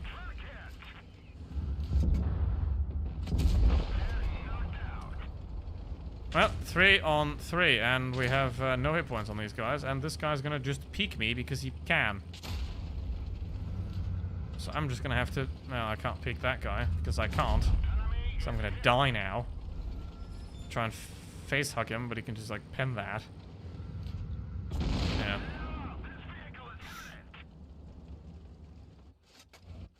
I mean, Gaijin is a you-know-what country company, so... don't expect good. So... do you want to... play in a fake war to finance a real war? Here you go.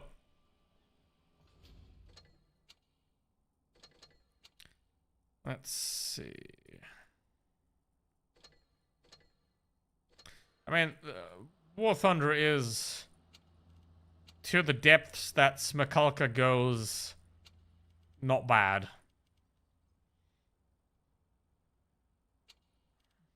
If you don't know what Smakalka is, just Google it. So, it's like it's kind of weird to explain. It's like, I don't know. Let's try the E50M. It has less horsepower now, which should make it accelerate less, which is not great. But let's try it. Desert Sands, haven't had that today. Own nothing, eat the bugs, and be happy. Absolutely.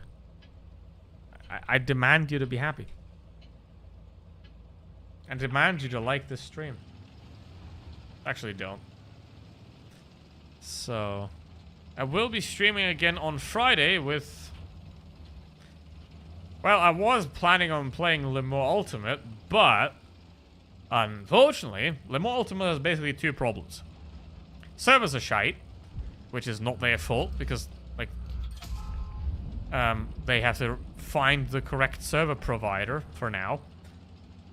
And they have a weird 6-tire rule since this week, and we'll also have that next week, or starting tomorrow, where if you drive a race for qualifying and the race, you have 6 tires. Now a car has 4, which means if you somehow ruin your tires in qualifying, you're done. If you change some tires from qualifying to the race, somebody crashes into you, and let's say somebody crashes and punctures your rear tire, but you changed your front, you're done. So that's not good. So I'm probably not going to play them on Ultimate this week because of that. But yeah, I mean, if you lock up in qualifying and throw away, that's just your problem. But obviously, if you change your tires and you get hit, then that's you done. Even though you could box and change to new tires. But yeah, so basically, you have to guarantee that your quali tires are fit for the race, the entire race. Which is not optimal, because you need to keep those 2 tires in reserve in case you get screwed, because you don't want to drive like that for an hour. Now,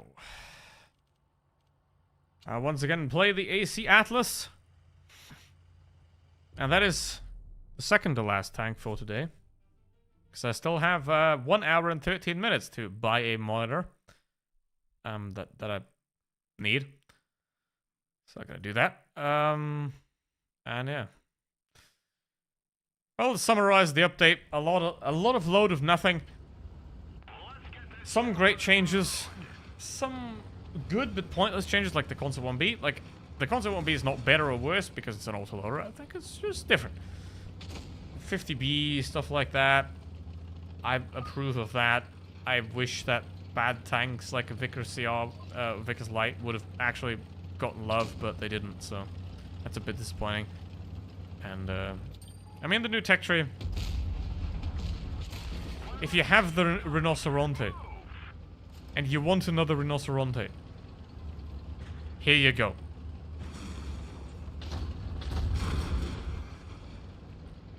So, because the armor profile is kind of the same, the mobility is almost the same. Obviously, the gun's really weird.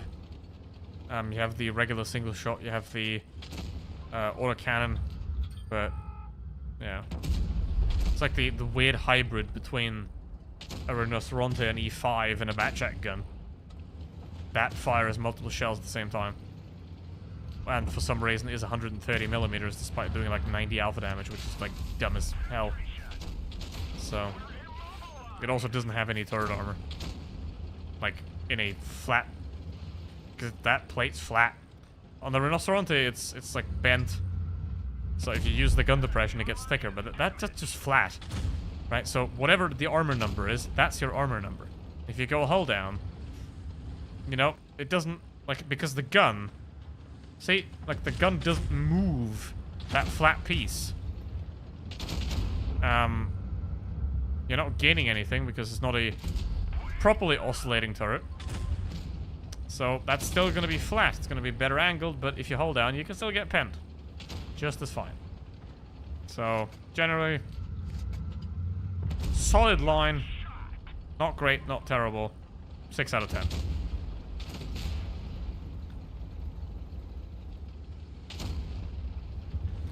Three Röntgen.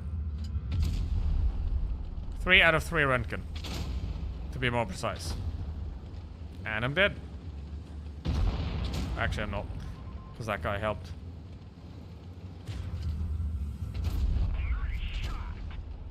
They want to do everything I want. 3 for 10, 1 for tier 10 KBZ. Nobody asked for a tier 10 KBZ. They didn't ask if they should. They asked if they could, and they could.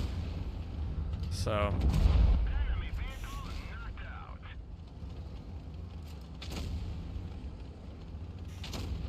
You know, like. Again, a lot of the changes. Meaningless. Just collect the paycheck. Earn that paycheck. Earn that paycheck, Tyrese.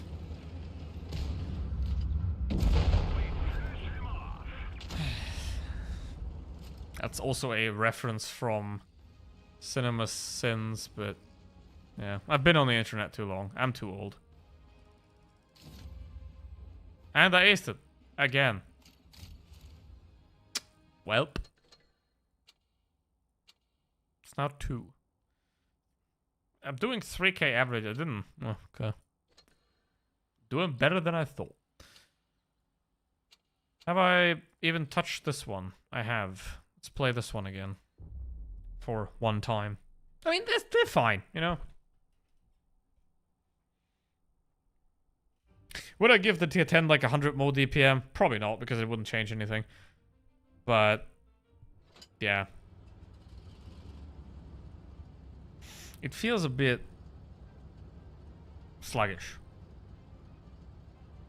That's the main thing, you know. It's like it could go, but it don't. Let's see. What the hell is a herd breaker? I have never seen that tank in my life. Ah.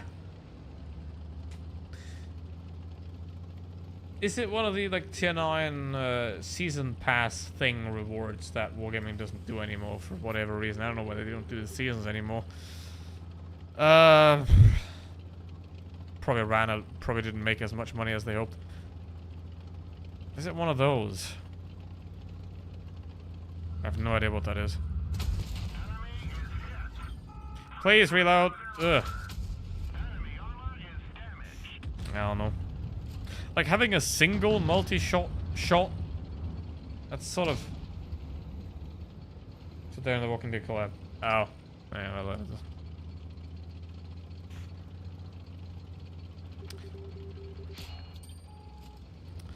then that's not my problem. Wow. Wow.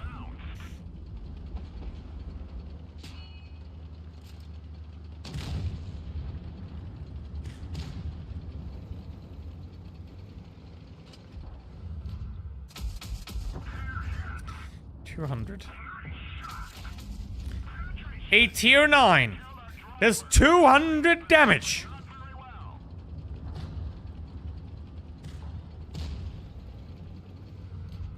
I don't know about you, but that ain't hit, Chief. Like the tier 10 with the other gun, it feels alright.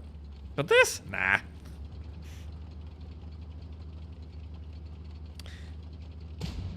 Sort of like a M48 Patton-ish. Yeah, more M60 than Patton. Eh. Don't matter. The IC-130 is there. And the other two guys are over there. IC-130 has 460, I think. Yeah, 460. And then the premium has 530? I think. I don't know. They might have rebalanced that as well.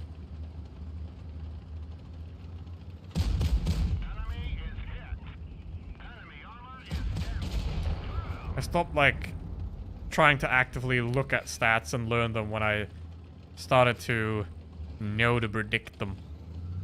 Or, like, guess them sort of accurately.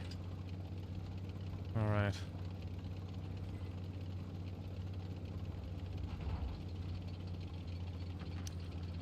Yeah, it's the same with like the Sterope or whatever. I just... You know, I used to review those vehicles even if they were in crates because I just like wanted to inform people that, you know, this is a bad tank, this is a good tank, this is not that, this is not it, or this is it, and you should wait till it's not in crates. But at this point, when it's like 50 charms, I'm just gonna straight up refuse to even play those tanks. Because... No. No. Like, there is a point where you can't milk a cow anymore.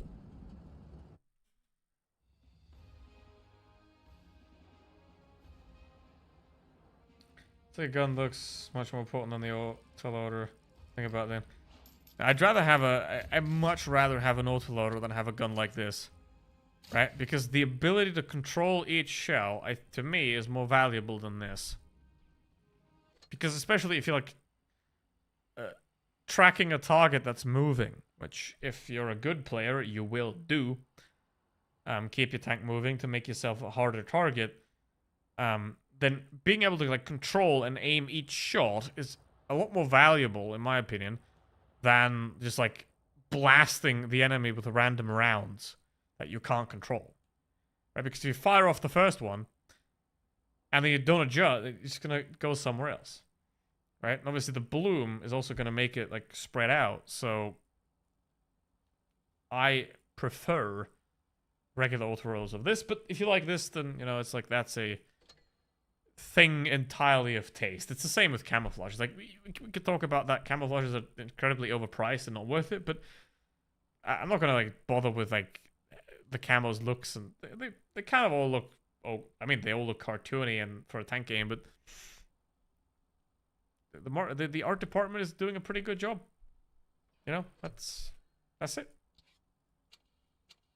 Because that's a personal preference. Whether you, it's the same with whether you like a tank or not. It's a personal preference. You know, it's like the tank stats, the tank performance. You know, I mean, that depends on multiple factors as well, right? Like a tank that's good on paper doesn't necessarily play good. Like a Leopard 1.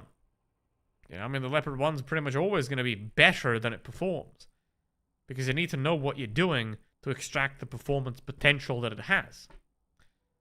And a vehicle like, I don't know, the Mouse is pretty much always going to outperform its stats, because the simple ability to just not die will give a bad player more opportunities. They're going to live longer. They might have more chances to do damage. And obviously, if you're fighting a heavy, you're more up close. You're slower. Obviously, you have to deal with armor and all that stuff, but you're just going to live longer. So if you have heavy, it automatically tends to be easy to play. Tends to. That is a very important phrase. Tends to.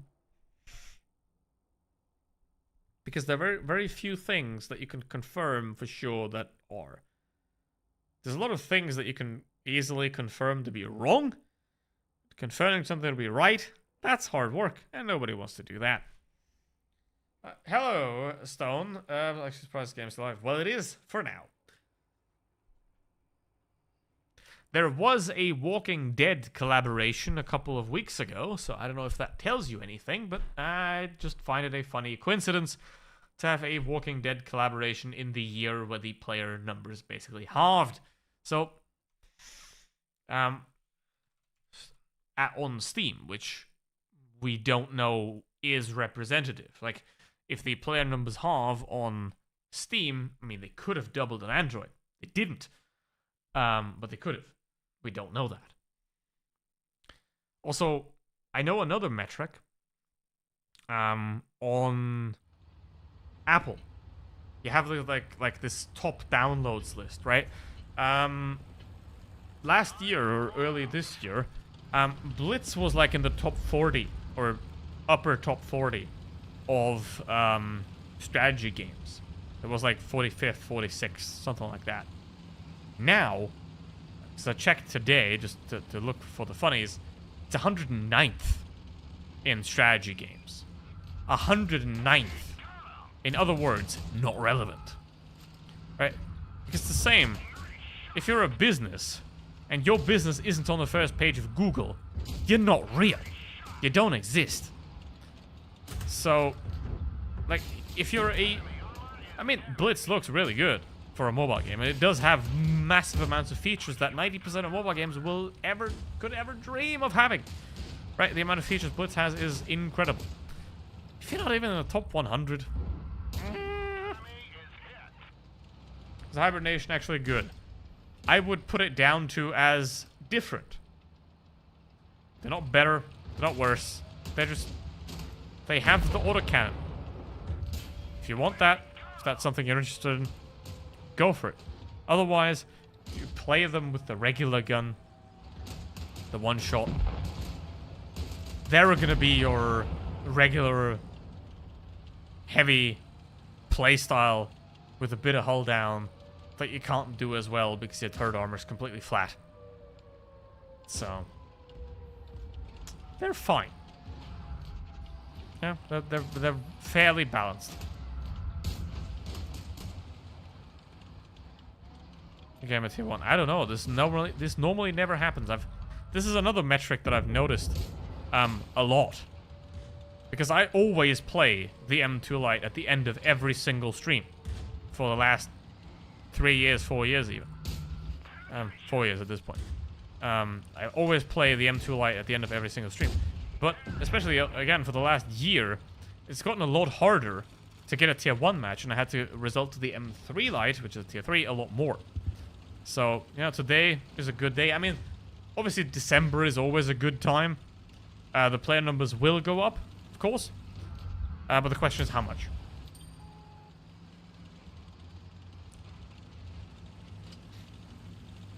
So, oh, there we go. It's the management who started juicing the players. Yeah, basically, here's a ground rule of business. If the finance people are in charge of the company and they make the final decisions, you have a shit product and a shit service. That one didn't go through. Right? If the engineering people are in charge, you have an excellent product that's probably overpriced.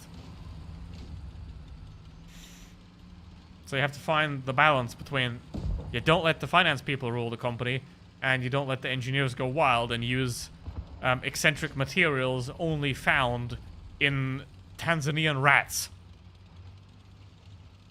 Because their conductivity is like 0.01 watts per minute Kelvin better than the other one. So you gotta find that balance. But Blitz has, I think, gotten way too much into the we just want money. They just want money. Money, money, money, money, money, money, money, money, money, money, money, money. Money! But yeah, 320, I don't think... Hey, we got it! Yes! Is it better than Roblox? Yes. And obviously, you can give credit to Wargaming that, to my knowledge, they don't have a sexual assault problem in their development studios, unlike other companies. So, there's credit to Wargaming. It's sad that you have to give credit for that, because that should be given. But, a win's a win. A win's a win. You know? Even though, hold on. Do we have any of those cringe servers in here? Nope. Look at that. No cringe server. No weird cringe server. Look at that. It's clean. It's nice. Would you look at that? Who do you think will win the F1? Well, I think Norris is going to win, but I don't want him to. That's my final answer.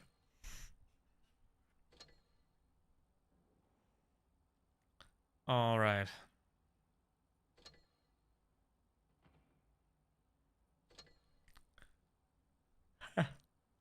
Ha.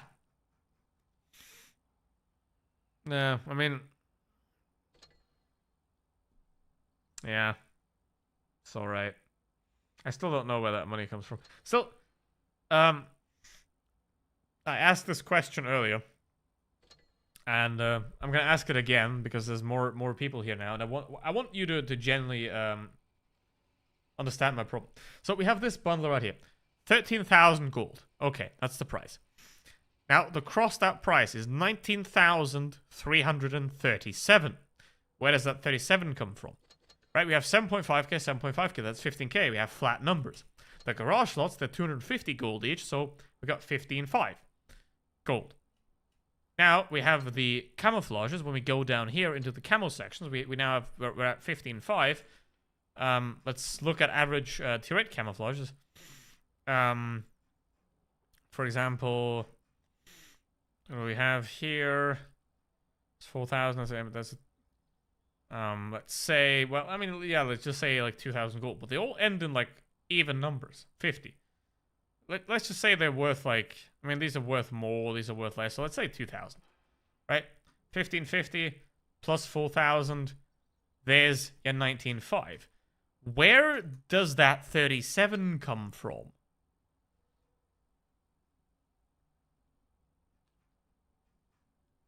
Like, do you know? Where does it come from? Because the camos aren't ending in uneven prices. Right? Of course they're fake, but like, if you make fake numbers, at least make them like plausible, right? Because what you can do, obviously, what you can do here is you take the individual prices, right, of the tank, the camo, and the garage lots, and you add those up and then you cross those out.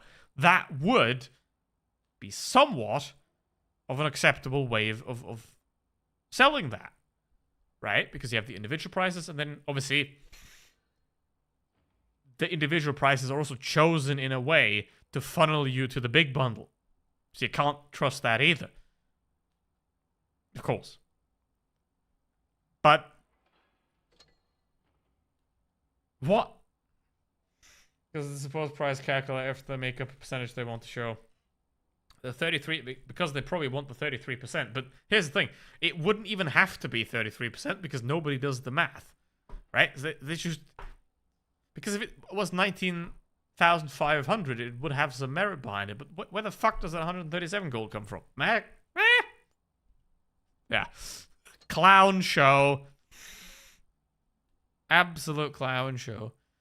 See, those are the kind of things that I look into, right? Where it's like the performance, not the graphic. The graphics, whatever. Or, I mean, I said this at the start of the stream, for example. Instead of giving the, I don't know, the adding and removing consumables, here's an idea. If you, and again, this is at this point almost 12-year-old game. If you change a gun, your ammo's fucked.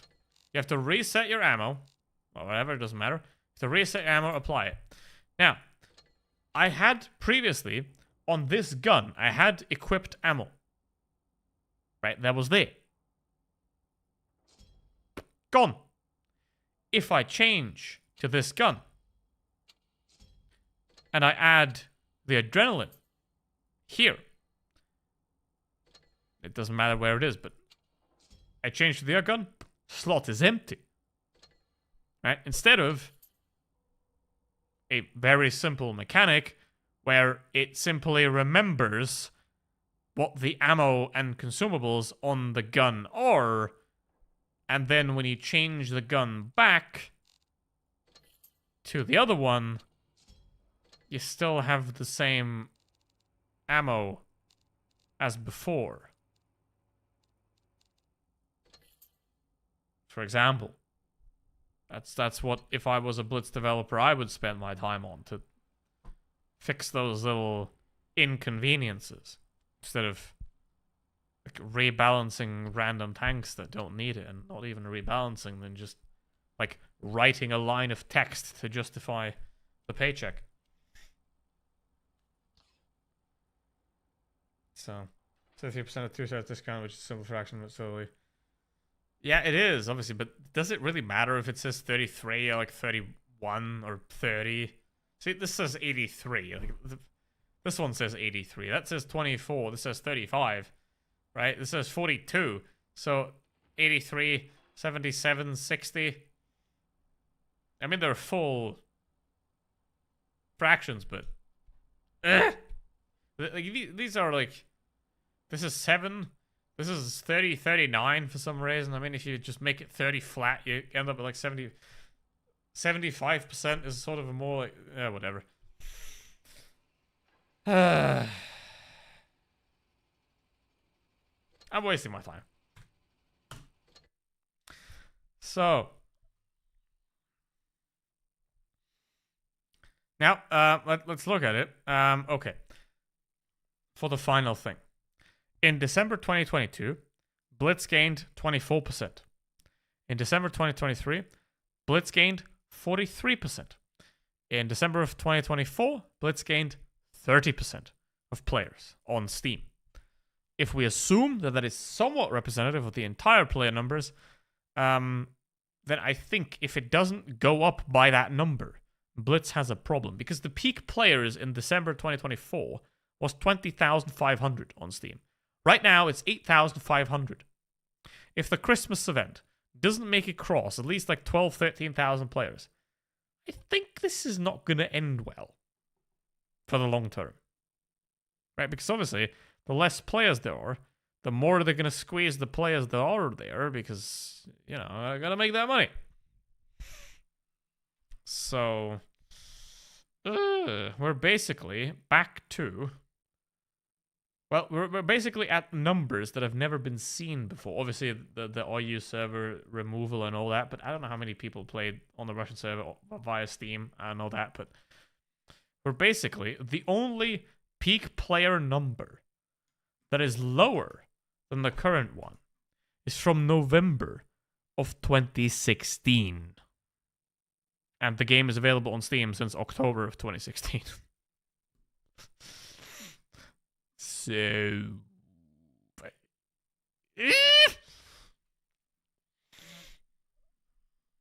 Not looking good on Steam. I don't know how the other platforms are going, but this ain't looking very good. I mean, the all-time maximum peak in September of 2021 was 56,000. And even then, before COVID, 2018, 2019, it was regularly over 20,000. I can't even hit 10 anymore. That's, I don't know, Wargaming. I don't know. I don't think what you're doing is working. But, I don't know. They know better. Just like how I know better of hoping that Oscar is going to win, but he's not going to. Betting on Max. Don't bet. The only one that wins if you bet is the betting company. You know, I think... I don't know if you agree or you don't. I think the only gambling that should be legal is physical gambling in person. We have to go to a place to gamble. Right? Like, let's say you go to a football match, and in the football match, you can bet on the football match that you're currently watching. Because like, that kind of adds a little bit to the experience, right? Maybe. But, you know, if you can go on your phone and you bet on a Polish table tennis match in an empty gym, that's not going to end very well for a lot of people, you know, because it's great for the gambling companies, but, you know, not very great for the people. Not great for the people at all. So I think any form of non-physical gambling should just gone. But I don't know what you think about that. You can agree, disagree, I don't know. But with that said, I now need to buy a monitor. So, thank you very much for watching. And as always, stay safe, don't die, goodbye.